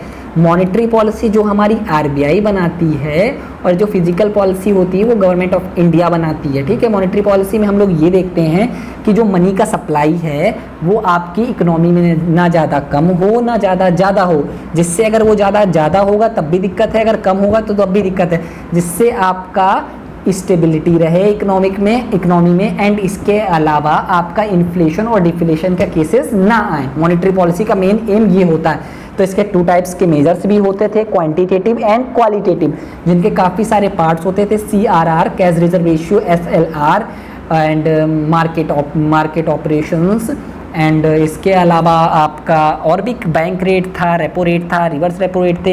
ये काफ़ी सारे इंटरेस्ट रेट हैं, इनको कम ज़्यादा करके आरबीआई कंट्रोल करता है मनी के फ्लो को, ठीक है। फाइनेंशियल पॉलिसी भी नहीं हो सकती। तो इसका जो करेक्ट आंसर है वो है हमारा कॉमर्शियल पॉलिसी डियर, ठीक है। नेक्स्ट क्वेश्चन पे हम चलते हैं। Market in which currency buy and sell and their price settle on that called is on that called foreign exchange market, उसे हम बोलते हैं फॉरेन एक्सचेंज मार्केट, ठीक है। अब नेक्स्ट क्वेश्चन है the current account of balance of payment include. देखो current account में आपके क्या इंक्लूड होता है, करेंट अकाउंट में आपका गुड्स एक्सपोर्ट भी इंक्लूड होता है भाई, गुड्स इंपोर्ट भी इंक्लूड होता है, मैंने आपको बताया है, इनविजिबल एक्सपोर्ट इंपोर्ट भी इंक्लूड होता है। तो जिसका करेक्ट आंसर होगा ऑल ऑफ दी अबव हो जाएगा, ठीक है डियर। अब हम चलते हैं नेक्स्ट क्वेश्चन पे। The payment of interest on loan and divided payment are recorded, dividend payments are recorded in the, देखो इसमें बोला गया है कि जो हमारे इंटरेस्ट ऑन लोन है या जो डिविडेंड पेमेंट्स हैं वो हमारे होते हैं डियर कैपिटल अकाउंट। हमने आपको बताया है जब आप किसी दूसरी कंट्री से लोन ले रहे हो या आप किसी दूसरी कंट्री को लोन दे रहे हो वो आपका हमेशा आता है कैपिटल अकाउंट पे। नेक्स्ट क्वेश्चन जो है हमारा, where do the member allow free freedom of a factor flow among themself in addition to having free trade area, इसको आप क्या बोलते हो डियर। तो ये भी मैंने आपको पहले एक्सप्लेन किया है, इसको आप बोलते हो हमेशा कॉमन मार्केट, ठीक है, इसको आप हमेशा बोलते हो कॉमन मार्केट। ये चीज़ हम लोग एक्सप्लेन कर चुके हैं। अब जो हमारा 65 और लास्ट क्वेश्चन है वो है, if a country A can produce more of a commodity with the same amount of real resources than the country B, country A said to, क्या बोलेंगे इसको, हम बोलते हैं एब्सोल्यूट एडवांटेज। जब मैंने आपको बताया है कि सेम रिसोर्सेज पे एक कंट्री ज़्यादा बना रही हो या एक कंट्री ज़्यादा एफिशिएंट हो तो उसे हम बोलेंगे एब्सोल्यूट एडवांटेज, और कंपैरेटिव एडवांटेज हमेशा अपॉर्चुनिटी कॉस्ट की बात करता है। एंड जो हमारा एब्सोल्यूट एडवांटेज था वो किसने दिया था, वो चीज़ें हमने आपको बताई है, कंपैरेटिव एडवांटेज भी हमने आपको सारी बताई हुई हैं। तो थैंक यू ऑल। हाँ वीडियो को यार सब लोग लाइक कर दो यार, काफ़ी मेहनत लगती है, काफ़ी एफर्ट्स लगते हैं, तो बस एक थोड़ा सा मोटिवेशन मिलता है आपके लिए, और भी अच्छे अच्छे वीडियो आने अभी बाकी हैं। तो थैंक यू गाइस।